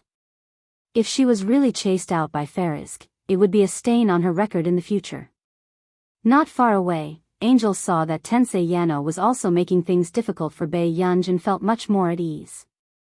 Since she doesn't leave a way out for herself at such a young age, then don't blame others for not giving her a way out. Angel sneered. But who knew, originally, anyone else present would be afraid of this kind of thing, but the girl in front of him had a carefree expression. Is that so? Since. Before Bei Yunj could finish speaking, he suddenly heard a serious elder speak. Tensei Yano, don't you think that what you're doing is unbefitting of your status? Bei Yunj recognized the person in front of him in the blink of an eye. On the wall of fame of the School of Science of Neely University, the first mathematician to have his portrait placed on it was Huntington. Bei Yunj was a little surprised that the person in front of him would speak up for him. "Mr. Huntington, this matter doesn't seem to have anything to do with you. Are you her teacher?" Tensei Yano was aggressive instead. Everyone respected Huntington, but he didn't think much of it.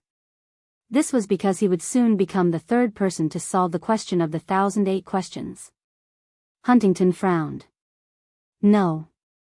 Then what do you mean by protecting her so much?" Tensei Yano sneered. "Although you were invited to this award ceremony, I'm one of the main characters of this award ceremony." As soon as he finished speaking, no one said anything. "I've already asked someone to contact the security. I hope Mr. Huntington can do his job well." Tensei Yano did not back down. At this moment, Bei Yunj had already found a seat and sat in the first row. He did not pay much attention to Tensei Yano. This scene also made the others frown. Was this seat something she could sit in? The first row was filled with big shots who could stand at the peak of the scientific research community. She, a student who didn't know how she got in, actually dared to sit in the first row? How rude. She didn't know whose seat she was sitting in. However, Huntington suddenly realized that the seat Bei Yunj was sitting in was on his right. It seemed like, in the center of the first row. Usually, it seemed that only the winners would sit in that position. Huntington remembered what Marcus had said last time. She seemed to be a very young and beautiful girl. However, he thought that no matter how young she would be around 26 or 28 years old. And the person in front of him seemed to be in his early 20s at most. Soon, the security guards arrived. "Professor Tenyevano, what happened?" The student in the first row. "If you don't chase me out, then don't let me attend this award ceremony," Tensei Servano said coldly. When the security guard heard this, he subconsciously looked embarrassed and walked to the first row. Unfortunately, it was a familiar face. The security guard was stunned and said in surprise, "Miss? Why are you here?" As soon as he finished speaking, the researchers who were drinking red wine spat it out. There was also the sound of a wine glass shattering. All the big shots present froze, doubting their ears. The atmosphere was cold and strange.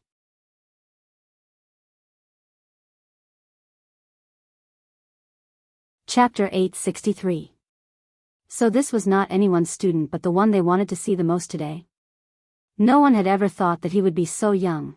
Bei Yunj glanced at the security guard and raised his eyebrows. "Do you need me to go out with you?" Hearing this, the staff member shook his head violently. He had goosebumps all over his body. Please sit down. Sit down properly. What a joke. This person's temper was obviously not very good. How dare he go against the gun? Then wasn't he crazy? Baiyang leaned back in his seat casually. He propped up his head with his hand and gently pressed his fingers against his temples. He said slowly, "Thank you. I thought you invited me here today to teach me how to be a person." Everyone was speechless. Instantly, the atmosphere became even colder. Who would dare to teach him how to be a person? At this moment, Tenya Servano's expression was ugly. He was still in disbelief. But the next moment, he heard a familiar teasing voice. "Who is this? Who provoked us at the award ceremony?" Everyone turned their heads and saw Marcus and Zhong Xinglin appear. But for some reason, they felt that the two people in front of them were strange. Several older researchers subconsciously touched their sparse hair on the top of their heads. Why did their hair seem to be a little out of place? Baiyang glanced at them lazily and asked leisurely, "When will the award ceremony end? I want to return to Yuncheng as soon as possible."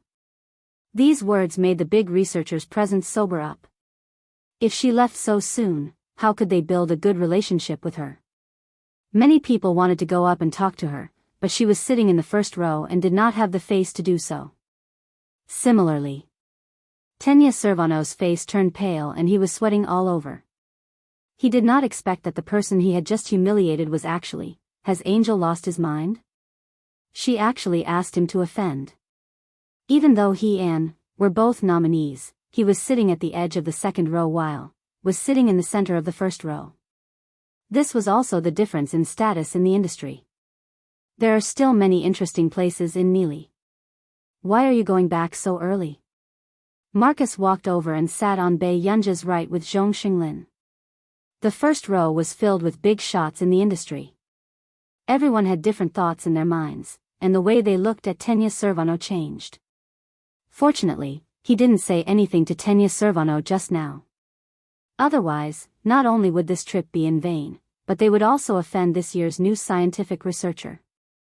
Baiyang said half-heartedly, "I still have to revise. The college entrance examination is coming up next year." Everyone, so Baiyang was still a senior in high school? Was Country A's luck this year? This wasn't just a super genius that had appeared out of nowhere. At such a young age, one could imagine how frightening her strength would be in the future. College entrance exam? You need to take the college entrance exam to go to Yun University. Then why don't you come to Nili University and promise me? Marcus took the opportunity to poach people. Looking at Marcus' sneaky appearance, Zhong Xinglin wanted to pull out his newly planted hair. "Old Ma, look at the second floor." Zhong Xinglin gestured with a fake smile. When Marcus heard this, he instinctively looked up and saw Lu Zhongzhou and the other 20 people. "Do you know the consequences of touching our national treasure?" Zhong Xinglin asked with a smile, but there was a sinister aura to it. His gaze seemed to sweep past Tenya Servano. "Marcus, Tenya Servano, P.S. There will be an explosive update in 2 days. I'm writing overnight."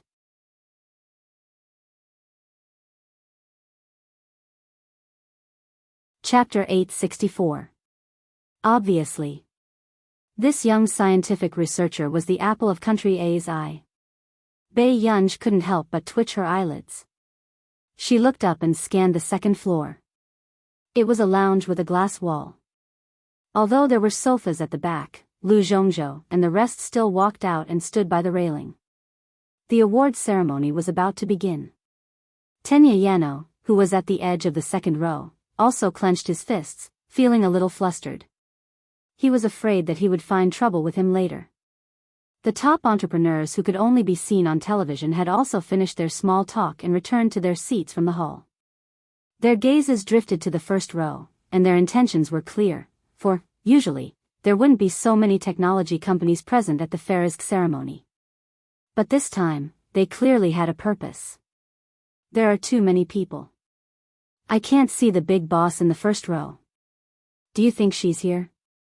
Fan Zhiqing couldn't help but mutter. That was the most famous scientific researcher in their country this year. In addition to the Farisk Prize this time, she was also nominated for the Busaka Prize.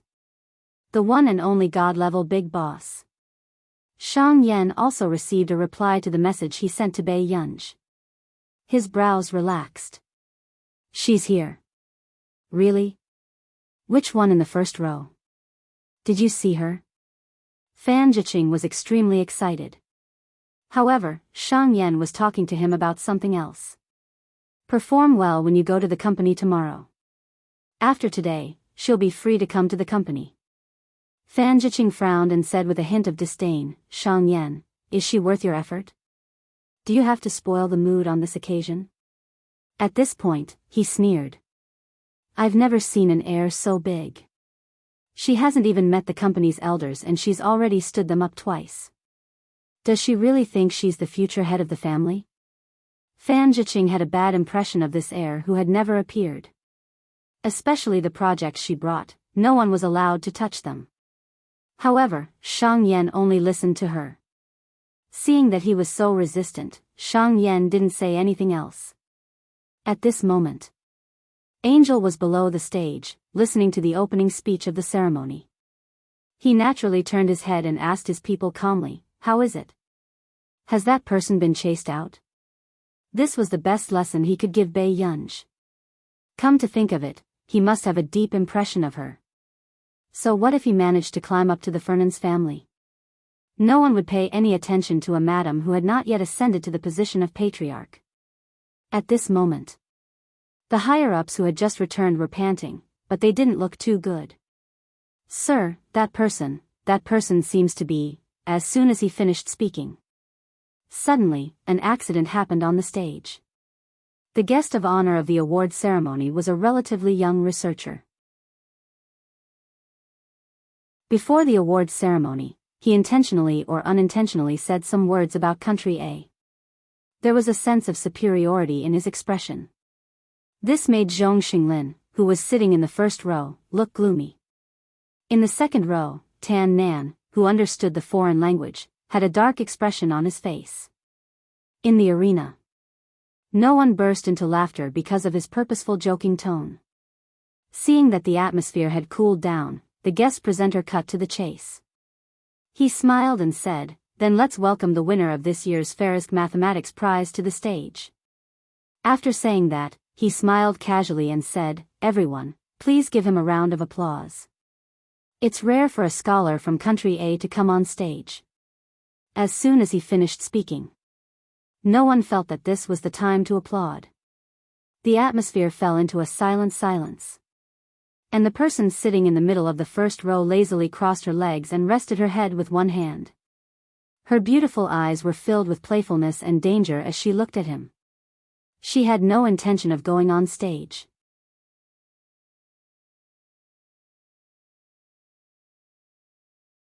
Chapter 865. Marcus was the first to speak with a cold warning. This is the academic circle, not a political stage. Disgust rose in everyone's hearts. Was he trying to embarrass others or was he trying to ruin his own reputation by speaking in such an inappropriate manner on this occasion? Tisk, it's just a joke. Miss can't possibly reject it, right? The guest said word by word with a smile. This is the Farisk Prize. Everyone needs such a prize to go down in history. As soon as he finished speaking, on the second floor, a hint of hostility flashed across Tan Nan's eyes. His fingers caressed the black and cold wooden body, trying his best to suppress something. Suddenly, the people in the first row stood up. It was an outrageously young and beautiful girl. Her bright eyes were wild and arrogant. One look and one could tell that she was not someone to be trifled with. At this moment, after Angel saw the back view clearly, he felt that it was familiar. That person is... Angel froze and watched as Bei Yunj stood on stage, her side profile slowly appearing. How could it be her? Why hadn't she left yet and even appeared on stage? Soon, a terrifying thought appeared in Angel's mind. No way. Impossible. How could it be her? Angel muttered to himself, his face pale and his entire body weak. How could she be? Angel denied it in his heart, but soon, all the things that could not be explained before were answered. Delaney's protection of her, Principal Worrell's respect for her, why was it her? Why did it have to be her? Suddenly, before anyone could react, the guest on stage fell off the stage. This scene caused everyone to be dumbstruck, and it was deathly silent. If they were not mistaken, she had just kicked this 8-meter-tall male guest off the stage. What a ruthless big boss. Marcus could not come back to his senses. He could not help but ask Zhong Xinglin, is this really the girl that Lan Jun raised? Zhong Xinglin, it should be, right? Lan Jun had been as gentle as water all her life. Back when she won the biology award overseas and was mocked by the host, she only blushed and said a few words of sarcasm. But this person, the moment he stepped onto the stage, he directly kicked him off the stage. The atmosphere in the audience made everyone afraid to move. This scene stunned even Tan Nan and the others on the second floor. Miss Pei was as ruthless as ever. After that, everyone had goosebumps on their backs as they felt deep respect for this big shot. Who the hell dared to kick their guest presenter at the Farisk Awards? Since you don't mind that you can't control your mouth, then don't mind that I can't control my legs. Bei Yunj raised his eyebrows. He looked unruly, but there was an intimidating aura in his eyes that made people feel inexplicably afraid. Bei Yunj looked at the trophy on the ground, picked it up slowly, and wiped it with a clean handkerchief. She chuckled, her eyes full of youthful vigor. Then, she said casually, however, there is a need to clarify something. It's not that I lack any awards. It's that your awards are still lacking. These words were ostentatious and unruly, but they stirred up the hearts of everyone and made their blood boil. It was too hot. Even Fan Zhiqing, who was below the stage, could not help but follow the girl on the stage who was more dazzling than the light. She was born to be convincing. Zhong Xinglin's lips curled up unconsciously. He could see too many possibilities for the young people of this era in her.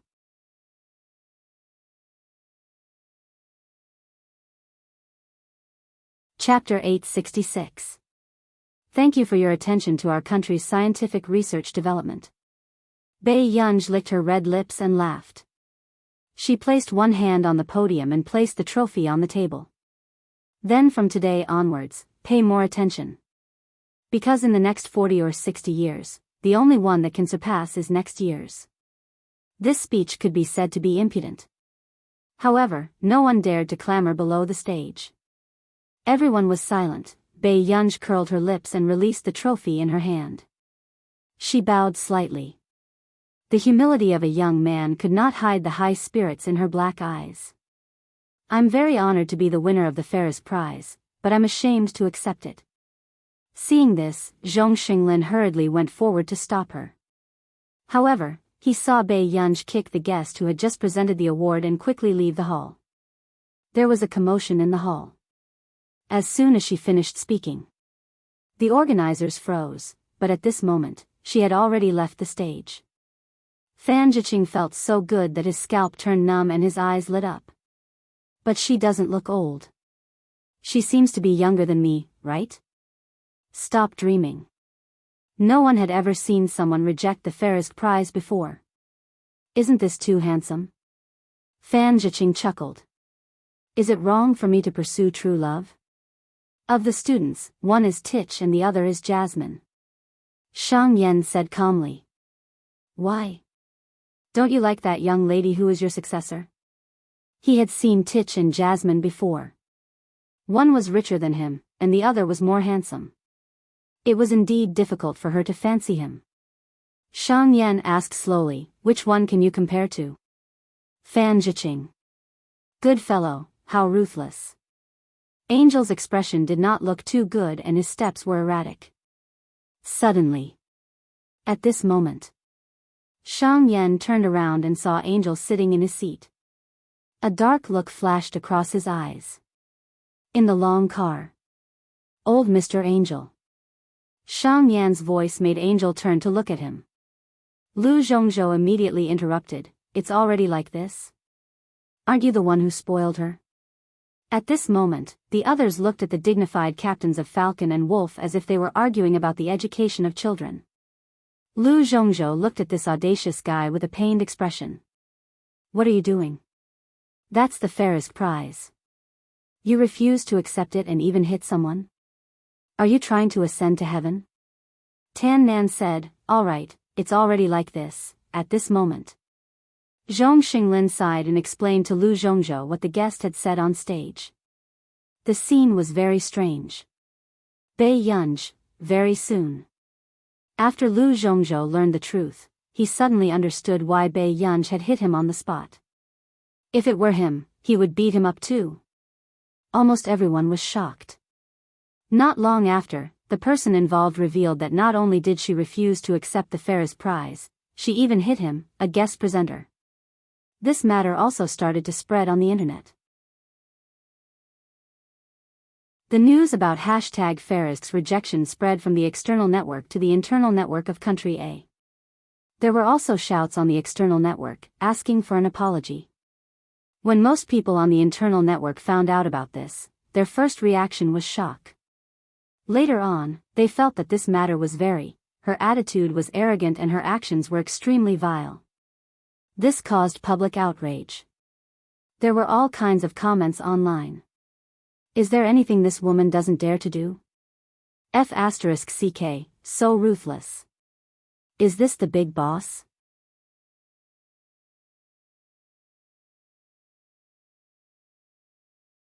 Chapter 867. I don't know why, but I feel that it's not necessary to do this. The moment she changed her nationality, there were more than 10,000 comments. She's clearly in the wrong. She hit someone and refused to accept it. The public opinion in the country is too scary. That's right. The netizens are all scolding her. So what if she's a little talented? Her sense of superiority is too strong. She's a disgrace to us a people. The upstairs is wrong. There are hundreds of millions of views, dog head. In my comments section, only the guest presenter spoke about this matter. Is what he said true? She would rather kneel down and suck up to an international friend. It's even more embarrassing for a people. She received an award and refused to accept it. She's not pleasing to the eye? Then you can take it next time, dog head, this group of unruly people. How can they judge my goddess blindly? They don't know anything and they dare to talk nonsense. Fan Zhiqing scratched his hair angrily. Shang Yan glanced at him and slowly took a sip of tea. Tidy up. She'll be here soon. I'm not interested. Whoever wants to see her can see her. Fan Zhiqing crossed his legs. He didn't like the heir who stood him up twice. Then, just as Shang Yan was about to say something, a phone call suddenly came. Shang Yan answered and the corners of his lips curled up unconsciously. Okay, it's okay. Come over in the afternoon. Hearing this, Fan Zhiqing instantly knew who the person who stood him up was. Mrs. Awesome. She stood you up again? Fan Zhiqing sneered. Shang Yan said unhurriedly, she's at the police station making a statement. Fan Zhiqing, it seemed that this heir was a ruthless character. At the police station. In the hall outside was Tan Nan, who was negotiating with her. Bei Yunj leaned against the wall and glanced at the smug Nan Luo. This was the guest presenter who had been kicked twice by Bei Yunj yesterday. He came in a wheelchair. You didn't expect us to meet again, did you? Nan Luo sneered. Bei Yunj raised her eyebrows and smiled lazily. 700,000 yuan in medical fees. It's not very expensive. Officer, let me add 2 more kicks. How about adding 1,000,000 yuan? The staff, she was arrogant enough. Nanro's face was full of fear. He asked his assistant to push him further away from Bei Yunj. Stand properly, I'll take a picture of you. The staff led Bei Yunj to a tall wall and prepared to record Bei Yunj's case. Bei Yunj raised her eyebrows when she heard that. When the other party was counting down, Bei Yunj hesitated for a moment and slowly made a peace sign. It was the first time the young staff member in charge of taking photos had encountered such a tricky operation. However, the girl in front of him was too beautiful. Her eyes were hesitant and serious. The contrast was inexplicably cute. He coughed lightly and his ears turned red. "Well, miss, you only need to," shortly after. Before the staff member could finish speaking, he was suddenly pushed away by the female staff member who had been staring at Bei Yunj for a long time. "That's right.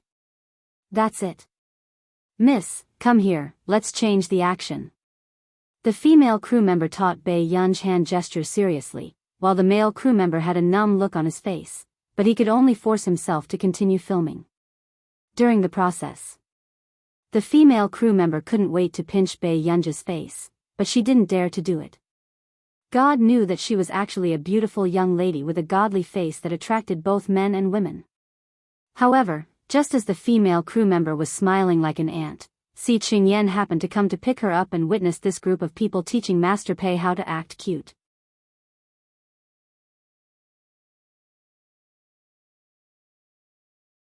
Chapter 868. Bei Yunj felt that there was something wrong with Mili's police station, but seeing how enthusiastic the staff was, she did not say anything.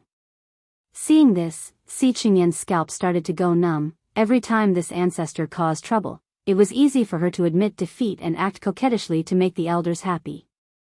He actually dared to teach her how to act cute. In the future, when Bei Yunj committed murder and arson, Zhong Xinglin would feel that it was not her fault. Then, when the female staff turned around and saw Si Qingyan, she immediately coughed lightly. "It's done. You can leave now, Mississippi, thank you." After Bei Yunj finished speaking, she had just left the hall with Si Qingyan when the staff suddenly received a call. Then, her expression darkened.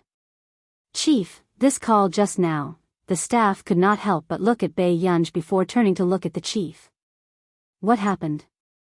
Not long after the chief went over to talk, he subconsciously glanced at Bei Yunj. A few minutes later, the chief went forward and smiled at Bei Yunj. "Miss, you can leave now."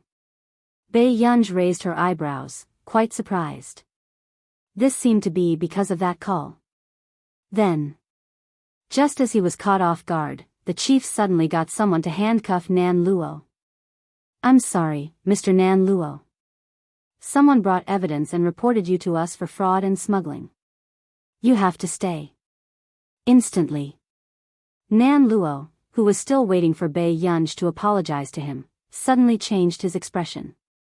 "Impossible. How could I do such a thing?" Hearing his denial, the chief's eyes turned cold. "Whether you did it or not, we will give you an answer." Seeing this scene, the other staff were also very surprised. After Bei Yunj and the rest left, the male staff member who had just taken the photo pulled the female staff member back. "You're too bold. Why did you take photos of the case? The chief said just now that this is just for show." The female staff member shrugged. "Anyway, no matter how they took it, it would not be recorded." In the car, "Did you gather evidence?" Bei Yunj asked. Tan Nan shook his head and looked at her. That call just now might not be just to report Nan Luo. Or maybe someone was protecting Bei Yunj. A trace of thought flashed past Bei Yunj's eyes. Dizhou Building. The man raised his hand lazily, his slender fingers caressing the photo that Bei Yunj had taken at the police station. His posture was light and unhurried. He tapped the cigarette ash with his fingertips and exhaled a thin white smoke. The way he smoked was somewhat irresistible. Did she come out? The person beside Huashidu was not Sing Su, but another cold-looking man. Zhou Yu said, "Yes, sir. As for Nan Luo, he will go to jail for 10 years. All right, you may leave." After the man finished speaking, Zhou Yu left. At this very moment, Huashidu caressed the photo in his hand. His low and hoarse laughter was a little charming, as if it was teasing one's eardrums. He put the photo on the table and his lips curled into a cynical smile. He casually put out the cigarette. Where did this little recidivist come from? How dare you? Higgins Group. Once again, everyone sat in the meeting room, waiting for the boss to appoint his successor. This was the fourth time. Mai Weiyu looked at the indifferent Shang Yan and could not help but bite her lip. She sneered again. Are you sure she will come this time? Everyone also expressed their doubts. She's almost here. Shang Yan glanced at the message and then at the people present.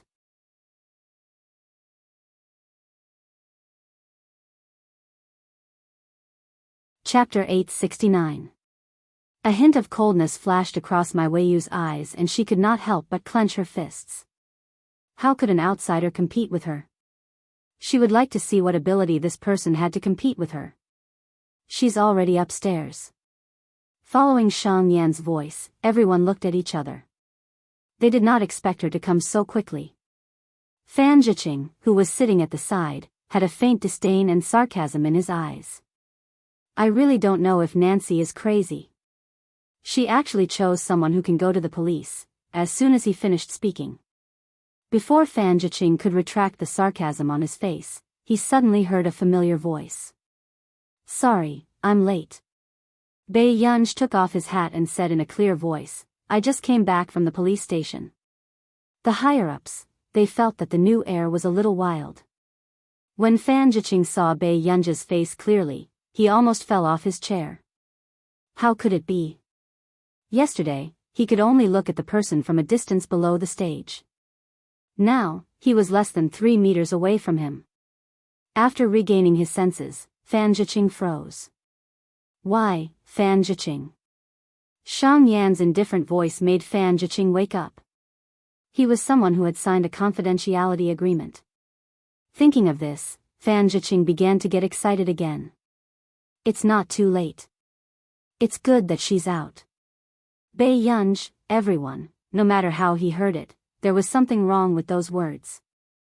Bei Yunj glanced at Fan Zhiqing and did not seem to have any impression of him. After responding faintly, he naturally sat on the main seat. Seeing this, everyone thought that Bei Yunj's attitude would definitely make Fan Zhiqing angry. Unexpectedly, Fan Zhiqing looked at Bei Yunj obsequiously and his voice had a hint of unreality. You're the boss? Oh my God, how can I be so lucky?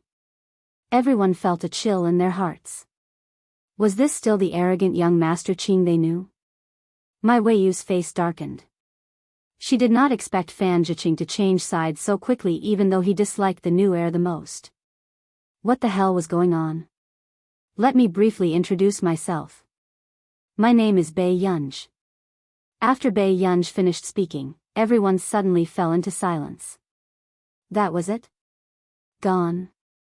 That was indeed simple enough. I only need to know your names. The rest is not important. Bei Yunj casually opened a bottle of mineral water and leisurely glanced at the people present. The intimidating look in his eyes inexplicably made people's hearts tremble. The girl in front of him looked very young, but her aura made him shudder. Not long after. After everyone reported their names one by one, the others were very doubtful. Could Bei Yunj really remember the names of 20 to 30 people at once? Then wouldn't she be a genius? Mai Weiyu's lips curled into a mocking smile as she looked at the person on the main seat who was deliberately mystifying things. I still have to remind everyone that I don't like it when someone arbitrarily changes my project. Bei Yunj spun the pen in his hand quickly and said in a cold and dangerous tone, nothing good will come out of stepping on my minefield. Hearing this, there was complete silence. Originally, the higher-ups present more or less wanted to intimidate the new heir. However, he didn't expect that this seemingly young girl would be able to control the situation and turn the tables around.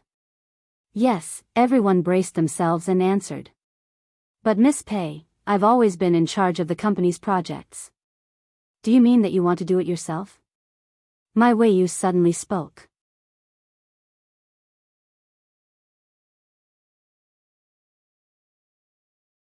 Chapter 870. Bei Yunj glanced at her unhurriedly. I've already arranged the project team. Mai Weiyu's face stiffened and a sinister look flashed across her eyes. She smiled. Miss Pei, I'm afraid the real product launch is different from what you imagined. Can you be responsible for the losses? Bei Yunj thought for a moment. Haven't you been incurring losses? Mai Weiyu's body froze and her face darkened. She felt that Bei Yunj was mocking her on purpose.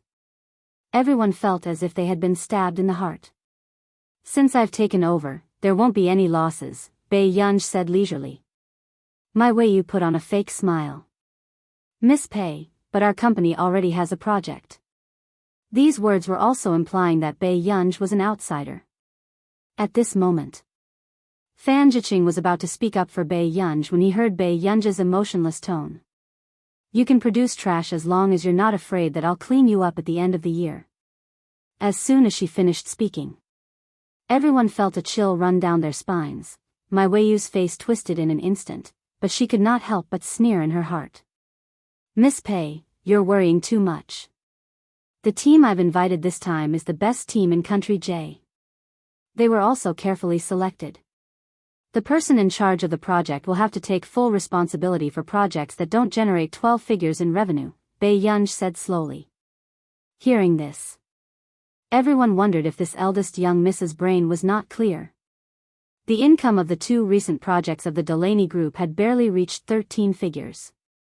She actually wanted a family group that was already on the decline to reach this level? Mai Weiyu blurted out, how is this possible? Since it's the best team, we have to let people see the best results. If we can't, we'll stop as soon as possible. Bei Yunj sat on the main seat and tapped her index finger on the table, not giving anyone any leeway. Everyone could not help but frown and feel conflicted. Suddenly, one of the senior executives laughed and said in a disdainful tone, Miss Pei, you just joined the company and you want to get rid of the people in the company? Bei Yunj said unhurriedly, if the company really had so many talents, it wouldn't be in the current situation. These words made the senior executives present even more uncomfortable with Bei Yunj. What did she mean? She was just a silly little girl. Was she going to dismiss all of them who had been in charge of 2 dynasties? The senior executive sneered. What if Miss Pei can't achieve this? Bei Yunj patted the handle of the chair under her hand and smirked slowly. You can give this seat to anyone. Miss Pei is really young and daring. The old higher-ups increasingly felt that this successor was actually an idiot. He only knew how to boast. A dark look flashed across Mai Weiyu's eyes as though she had found an opportunity. She chuckled and said, since that's the case, let's proceed with the 2 projects at the same time. I'd like to see Ms. Pei's abilities too. However, Ms. Pei, are you sure that you're going to leave Higgins if you can't reach 12 figures? Bei Yunj threw their project proposal on the table and said casually, yes. If my project suffers any losses, I'm willing to compensate you personally. As soon as she finished speaking, everyone could not help but suck in a breath of cold air. This Missy really dared to say that. Then it's settled. Mai Weiyu's eyes were filled with determination. This time, she would definitely make Bei Yunj get out of Higgins.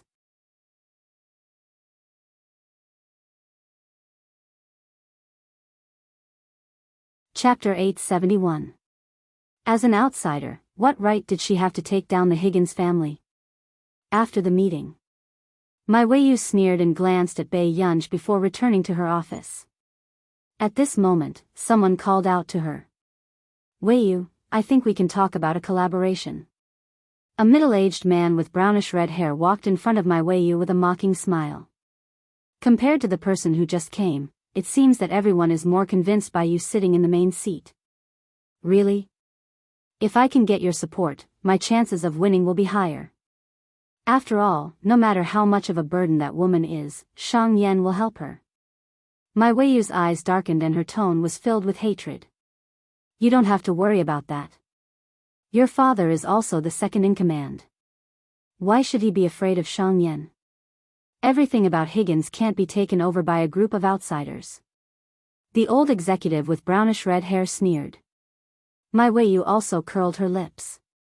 She wanted to see that woman's expression when she fell. Project proposal. Take a look. Bei Yunj handed the document to Shang Yan. When Fan Jiqing came over, Bei Yunj realized that there was someone else. Fan Jiqing's eyes lit up. This is the double system that country R mentioned previously. Before he could finish his excitement, he met Bei Yunj's eyes.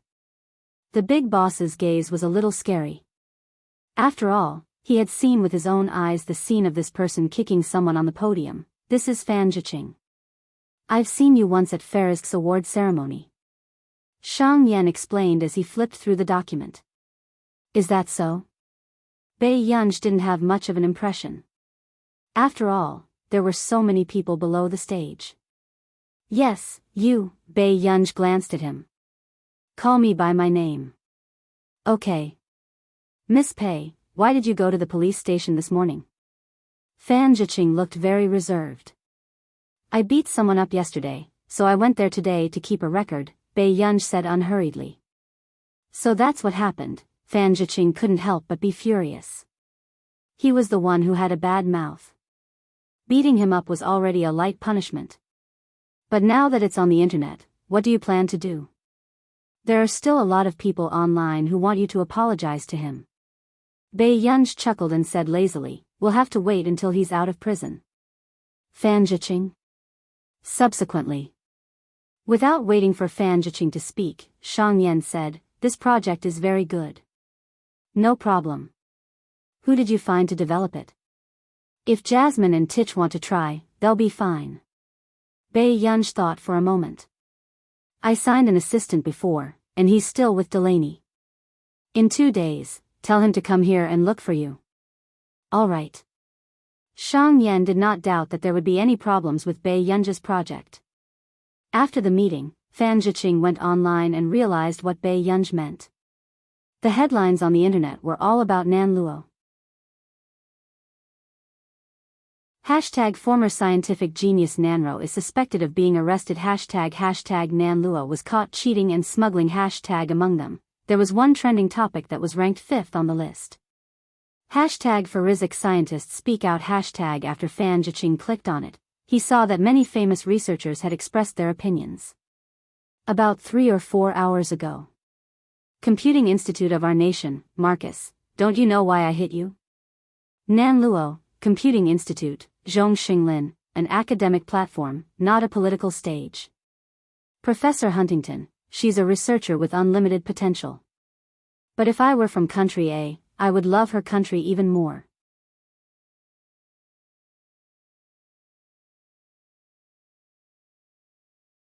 Chapter 872. Tenya Servano, the strong preys on the weak. Nanro is at a disadvantage. When they flipped to this post, the comments below skyrocketed. Everyone was wondering if it was because they had more authority to speak, so the big shots were all on their side. Tenya Servano was also vague, but it seemed that he had admitted to what the netizens said. Soon. There was a wave of abuse online. My heart aches.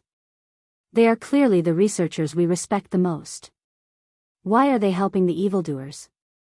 As expected, even in the academic circle, those who are rich are their fathers, like Tisk, even gods are vulgar. This group of people has contributed too much to human society, causing some people to have nothing better to do. They are always on the internet, smile. However, not long after, a video was released by Country A and Country R's daily newspapers. When they clicked on the video, it was a rather blurry video. They could hear Nanro speaking rudely on stage. Not long after, a girl whose figure was not very clear walked onto the stage and kicked him off the stage. The audience was very quiet.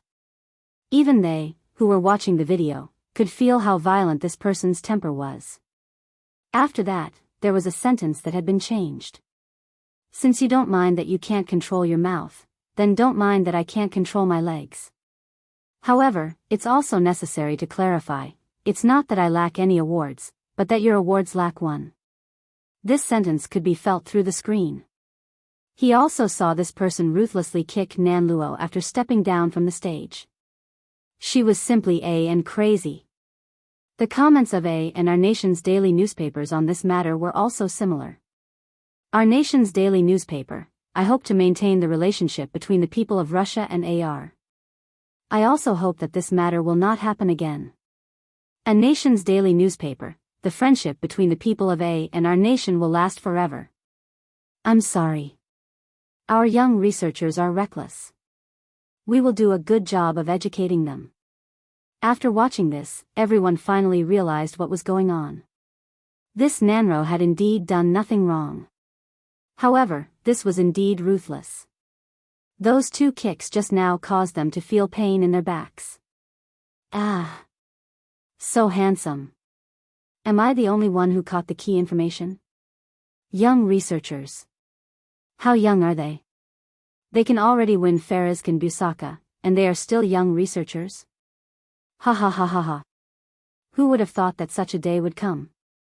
She was brought home by Father A to educate her. Take me away, scolding on the internet, you can come out and apologize, like. They dare to reject Farazk for the sake of their country, and you dare to hide at home and type on the keyboard. Do you see the difference between you two? Let's apologize to the people of Japan. It's our family's bad temper. I suggest that you take a detour if you see her in the future, Cat. I want to see Daddy's real face. Can't you afford to play? This is too messy. On the internet, the people who were originally scolding also shut their mouths. Only a few of them were still holding on. Tensei Servano also became the target of attacks because of his words. The discussions on the internet were even more unbridled. I, who climbed the wall and came back, can only say that it's my father. Father A's speech just now makes me feel that he's really young. It's making the higher-ups very troubled. Ha ha ha ha ha. Super geniuses are not easy to take care of. Although this situation is not appropriate for the occasion, how should I put it? If it were anyone else, the people of our nation wouldn't be so easy to talk to, but it's not the first time they've coveted our super genius. If they like a super genius, they have to pamper him even if they have to kneel down.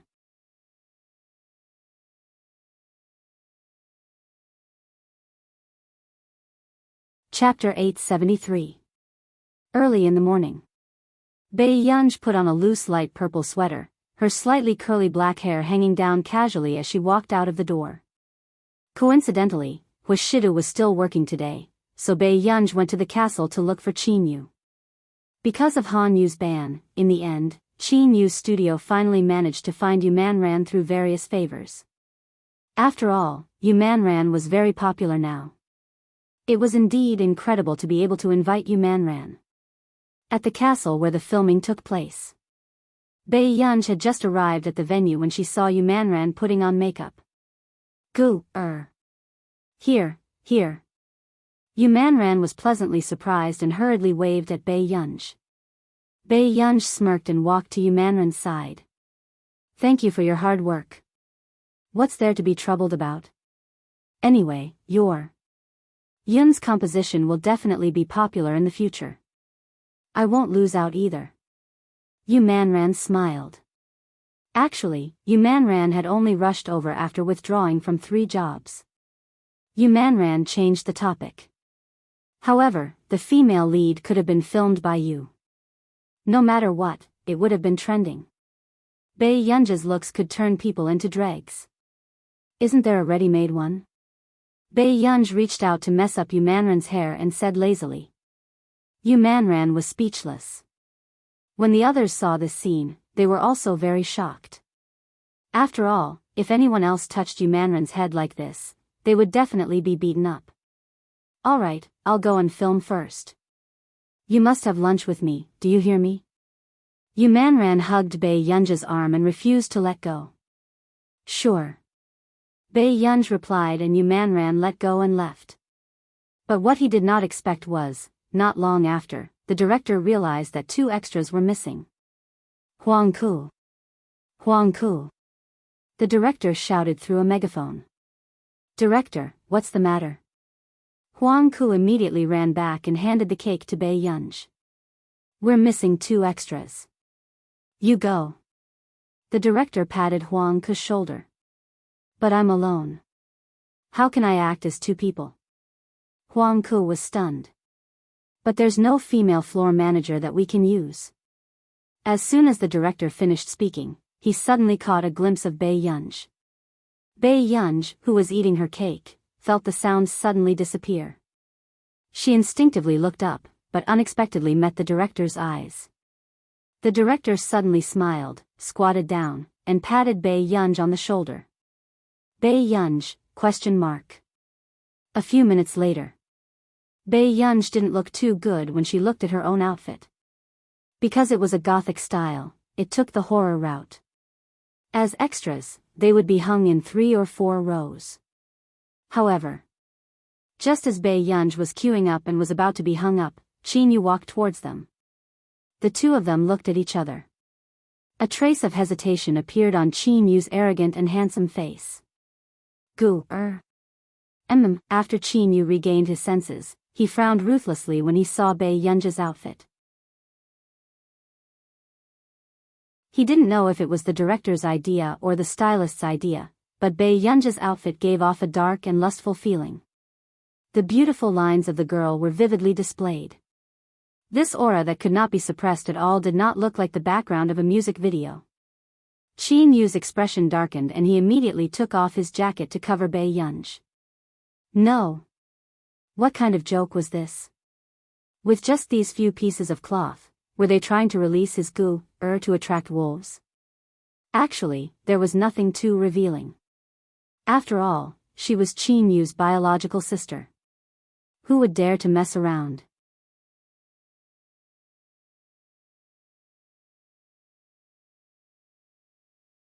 Chapter 874. Jianghu, why are you here? The director frowned. You're already prepared and you're still hanging around here? You still have the cheek to say that? What are you wearing for my sister? Jianghu sized up the director and shielded Bai Yunj behind him. I really didn't expect you to be so perverted, old Lu. The director's eyelids twitched. What nonsense are you talking about? The stylist said that we can't waste Miss Pei's beauty. Even if it was a background, it was the most stunning background. Stop talking nonsense. Either change the person or find a normal outfit for my sister. A cold smile appeared on Jianghu's superior eyes. The director was speechless. He really didn't expect Jianghu to be so obsessed with his sister. 10 minutes later. Bai Yunj had changed into a more conservative outfit. The safety rope was tied around her waist, but on the surface, it looked like a hook was hooked on the back of her collar. She heard the extras talking behind her. As expected of Director Lu. He even dares to hang up Brother Yu's sister. Bai Yunj was speechless. In the blink of an eye, Bai Yunj saw Huang Ku, who was hanging happily and swinging around with the rope. Bai Yunj asked. How long are we going to hang up? Hearing this, Huang Ku immediately stopped. Huh. It should be the whole day. But it's so fun, Watch me swing around. Bai Yunj rejected politely. Thank you, but there's no need. Soon.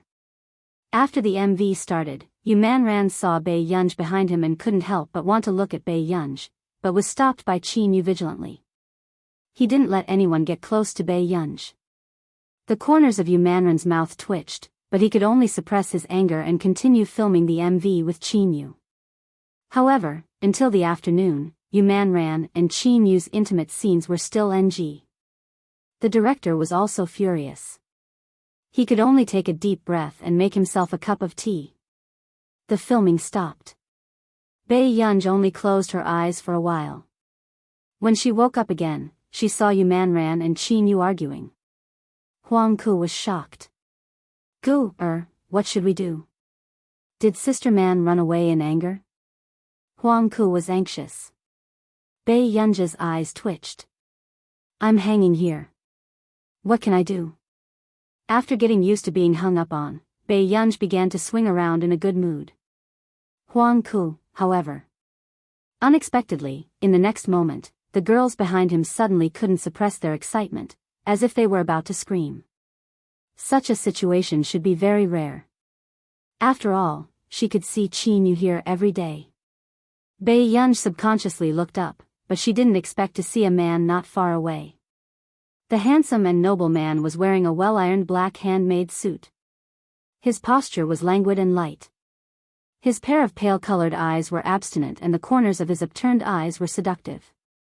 In her cold temperament, there was a kind of unrestrained laziness and arrogance. It was Huashidu.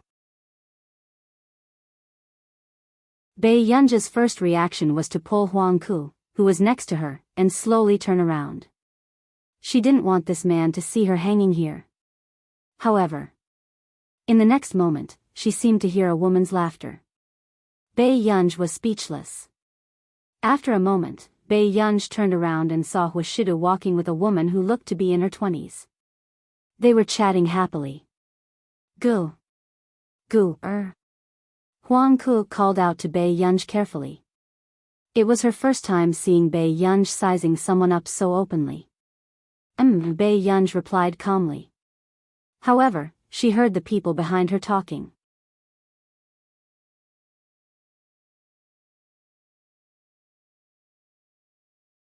Chapter 875. Are they a couple? Isn't the little brother too handsome? I think so. They look like a couple. The lady with blonde hair next to him is my cup of tea. As soon as she finished speaking, Bai Yunji slowly turned around and looked at the two people who were talking.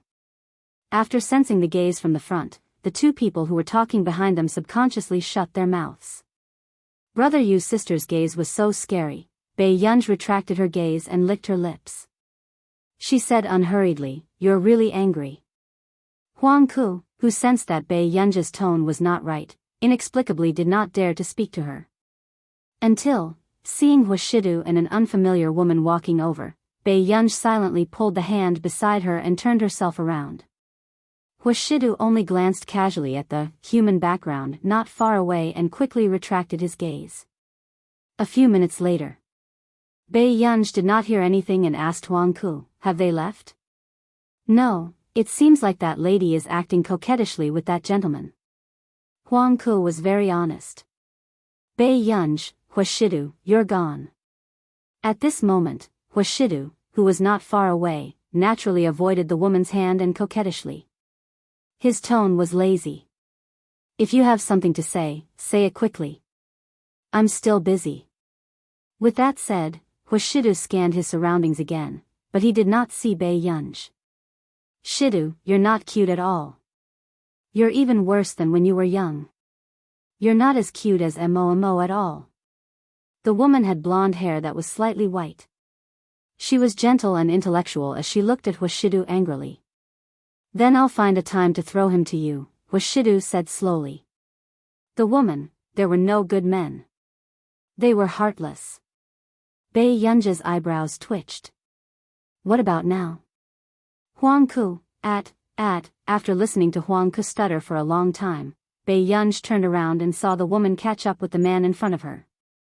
She even leaned her head on his shoulder. Bai Yunji licked her lips and chuckled softly. Her eyes were slightly curved and she still looked unbelievably beautiful. But inexplicably, the 10 to 20 people who were killed didn't dare to make a sound. It was so scary when the big boss was angry, at the door. Huashidu pushed the woman's head away without giving her any face. His deep and indifferent voice sounded indifferent, but there was a hint of warning in it. "Chris Fernandes, if you're not afraid that I'll get him to arrest you, you can continue doing this." "Chris," he even dared to threaten his aunt. "I'm here to talk about inheritance, and this is how you treat me?" Chris was in disbelief. Huashidu glanced at her. "Keep that little inheritance for yourself." After that, Huashidu saw Qin Yu and quickly walked forward. "Where's Yunyun?" Qin Yu was stunned. "You didn't see it? Gu is helping me as an extra. She's hanging inside. Just in time. I brought her 2 bottles of water." "I'll go." Before Qin Yu could finish speaking, Huashidu took his water. "I'll bring it over for her." "Huh. But I also want to." Qin Yu was about to chase after him when he was stopped by the woman beside him. The woman looked very elegant and intellectual. Her red lips curled up as she held a cigarette between her fingers. This handsome gentleman, can I borrow a lighter? Back inside. Huashidu looked up and saw a certain someone immediately lowering her head and pretending to be dead after seeing him. The corners of his lips curled up unconsciously.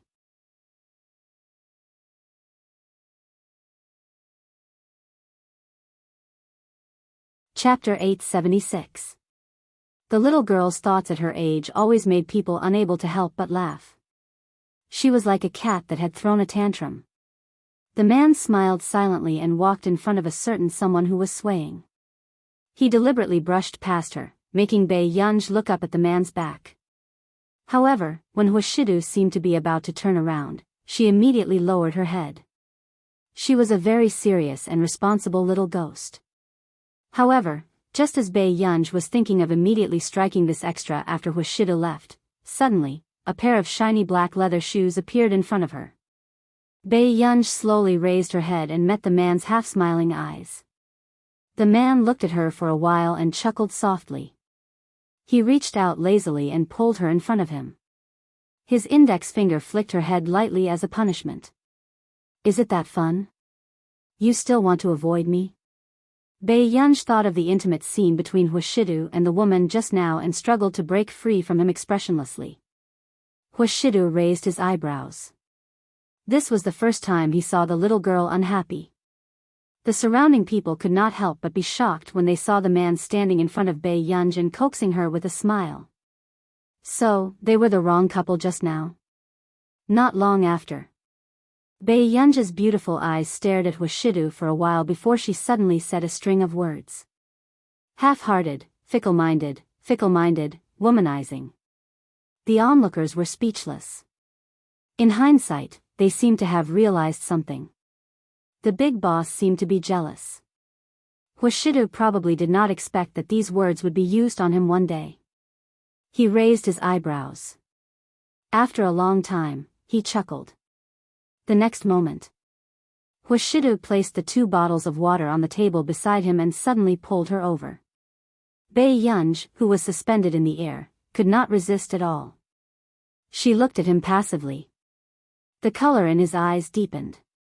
It was ambiguous and beautiful. His cold and abstinent peach blossom eyes were half-lifted, lazy and light. His low laughter was a little charming, with a hint of angry laughter. What do you mean? Are you framing your brother? Bei Yunj looked at this face and felt that half of her anger had dissipated. Subsequently, just as Bei Yunj pushed Huashidu away, the man did not hold her back like before. As soon as Bei Yunj pushed him away, she forgot that she was still in the air and directly crashed into the man's arms. Her red lips gently pressed against the side of his handsome face, then slowly and gently brushed away like a feather. It made his heart itch. Huashidu's eyes darkened. Bei Yunj looked at the mysterious look in the other party's eyes and suddenly felt that this development was very unfavorable for her. In the midst of her anger, she suddenly kissed him. How was this going to end? On the other hand, Huang Ku looked like she was watching an idle drama with a motherly smile on her face. She could not help but cover her mouth in excitement, afraid that she would disturb the atmosphere. This scene was too heart-wrenching. Is this how a TV series should be filmed? Why didn't you hug me just now? Bei Yunj's voice was a little cold and stiff. Huashidu laughed very softly. His low and magnetic voice was inexplicably lustful. He asked cynically, hug you? So that our Yunyun can be closer to her brother? Bei Yunj. Dog man. These words sounded as if she had not kissed him enough. What I mean is, why did you let go of me just now?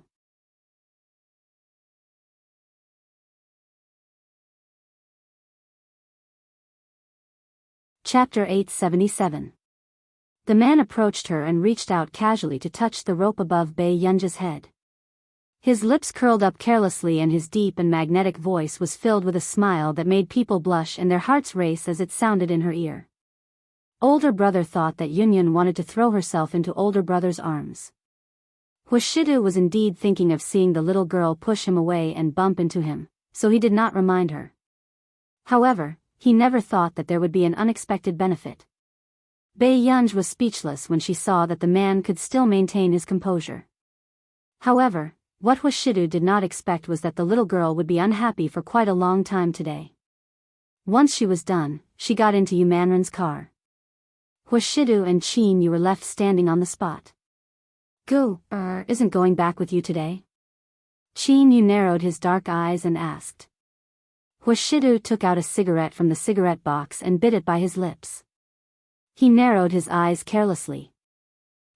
Hearing this, Qin Yu felt that something was wrong. It felt like a couple was quarreling. Impossible, impossible. Qin Yu immediately denied his thoughts. How could a person like Huashidu do such a thing? Gu, just now. Master Du was there too.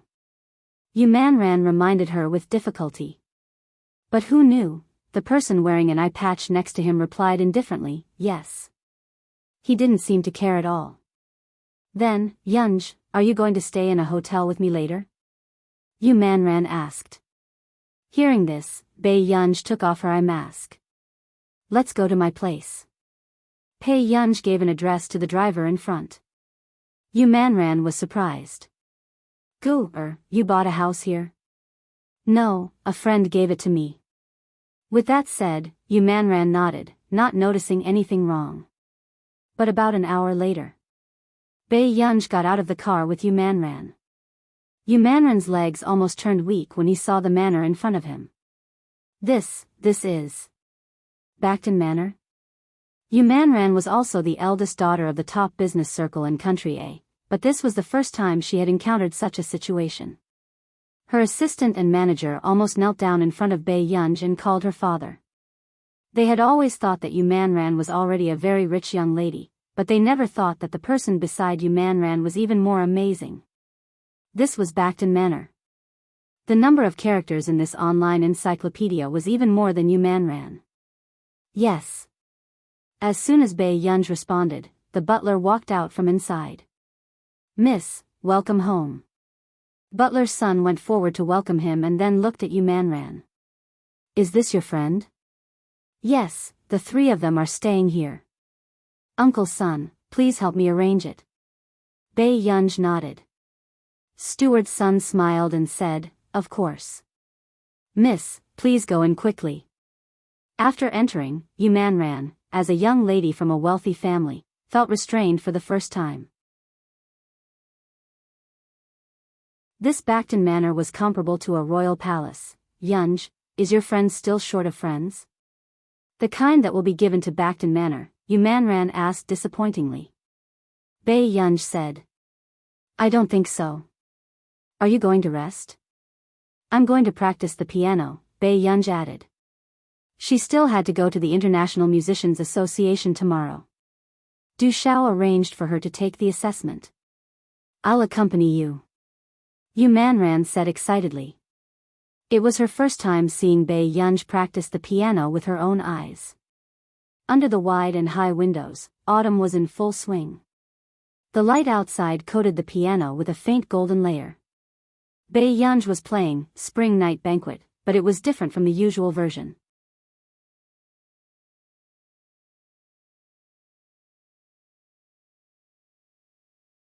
Chapter 878. Although for some professionals, the Spring Night Banquet in Yu Manren's score was already a test of skill, the version that Bei Yunj was playing now was even more complicated. This is the original Spring Night Banquet. The manager felt her scalp go numb. This kind of creative talent was really too terrifying. If Bei Yunj entered the entertainment industry, she would definitely become extremely popular.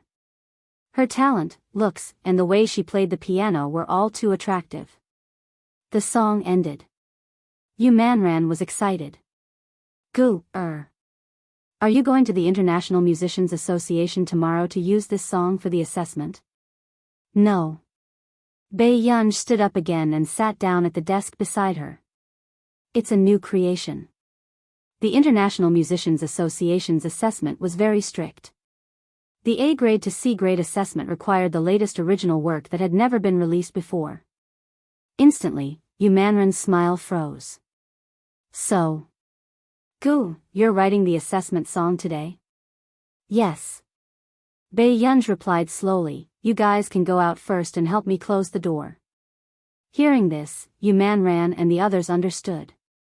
Most people needed to be immersed in their creation. But she really didn't expect that Bei Yunj would actually write the assessment song the day before the assessment. What was the difference between this and cramming at the last minute? Moreover, Yu Manran had heard that the International Musicians Association's assessment was very strict. Bei Yunj could easily fail like this. Yu Manran was worried. In the piano room, Bei Yunj had already written the beginning. After all, Bei Yunj usually had a lot of inspiration and accumulated it. The next day, in the center of Nili, Bei Yunj arrived at a good place to find peace in the midst of the noise. When she looked up, she saw a white castle-like building. This was the address of the International Musicians Association. Bei Yunj pressed down on her hat and walked in without taking off her mask. "Miss, where's your ID?" The voice behind her attracted Bei Yunj's attention. She raised her eyebrows and walked in front of the old man. She hesitated for a moment. "Do I still need ID?" The old man didn't even lift his eyes. "Tell me your student number." "Bei Yunj, I don't have a student number." The old man was speechless. Yet another person who was trying to bluff his way out of this. Over the years, there were always students who refused to give up. Taking advantage of the fact that the teachers of the International Musicians Association were here today, they wanted to sneak in and show off their talent. "Okay, then you can come back when you have a student ID. If you're tired, you can sit over there." The old man picked up the cigar with great familiarity, took a puff, and said slowly. Bei Yunj glanced at him, then turned around and saw that there were more than 10 people in that row. When she sat down, a boy asked, "You didn't get into the International Musicians Association either. Are you planning to barge in for the assessment later?" "No." After Bei Yunj said that, she called Du Xiao. No one answered. Her eyebrows twitched impatiently. Soon, she took out her laptop from her bag. At this moment, everyone's eyes were focused on the door, as if they were waiting for the best opportunity.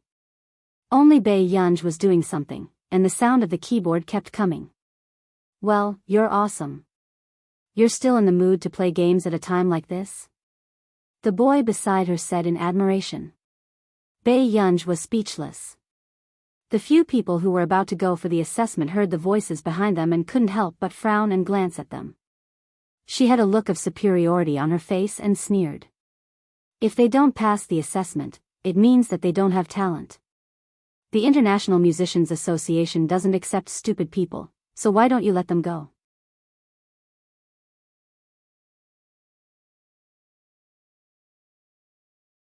Chapter 879. "Miss Anax, this is the rule from above," the old man said. A mocking smile appeared on Anax's lips and her eyes landed on Bei Yunj, who was typing on the keyboard. A mocking look appeared in her eyes and she left quickly. "Anax, Zhao Lanhua didn't come," another girl said softly as she glanced at the dozen people sitting in the corner. "It's most interesting that she has the cheek to come today." Anax raised her chin arrogantly and laughed coldly. "However, she's already out anyway and didn't pass the assessment. She's like that group of trash sitting in the corner. She's only worthy of watching us come in." "Aya, why are you paying attention to that B*TCH? Do you know that Qin Yojiao is coming today?" Another girl looked excited. "Really? But didn't she just pass grade E?" Inax asked. This time, she came to take the grade D exam. She's really a genius. She's clearly the youngest in our International Musicians Association, but her speed is like a rocket. Teacher Arn likes her a lot. Hearing this, the corners of Anax's lips curled up. "Let's go. I'll introduce you to Yojiao." "Really?" At the door. The old man frowned. "Didn't I say that if you don't have a student number, I do? My student number is 6. Bei Yunj interrupted him and said slowly. The old man was speechless. Did this little girl think he was a fool? "You'll know if you try." Bei Yunj sat on the stool beside him, looking like she had no intention of leaving. The old man's lips twitched. Knowing that a difficult person had come, he could only enter 666666 on the computer. In the end, a student's information really popped up. What's going on? The old man's hand trembled and he almost dropped his cigar. Can you let me in now? Biyao stood up and asked slowly. After the old man regained his senses, he immediately printed an assessment form and gave her a sign. Go in. Thank you. Biyao answered and walked in naturally. Seeing this, the others at the door were stunned. Didn't that person also fail the International Musicians Association's assessment? Why did she go in? Inside. When Biyao came in, she saw that the hall was full of people. Newcomer, come and submit your assessment form. Someone shouted from not far away. Biyao raised his eyebrows, glanced at the basic information, filled it out, and handed it to the staff. When the staff saw this form, his first reaction was to be stunned. 666666. Did this student ID really exist? Is that enough? Biyao's lazy voice rang out. After the staff member regained his senses, he entered his student ID into the computer. But soon, he found such a person. F***CK. The staff couldn't help but curse. Then, when the staff inadvertently caught a glimpse of Biyao's prediction assessment, he was completely stunned. What level are you taking? B. Biyao hesitated for a moment. Can I take the A test directly? She remembered that the International Musicians Association's A-level assessment required 3 famous works. However, Biyao only had 2 so far. The remaining 6 were still waiting for Manran's new album. I don't think so. The staff member put on a fake smile and probed, what's your level? No level. The staff member was speechless. Good Lord, he thought it was some big shot, but he didn't expect it to be a newcomer. You're tuning in to the Biyao's Wuxia Chronicles YouTube channel. Don't forget to subscribe and join us on this journey to catch the most captivating stories.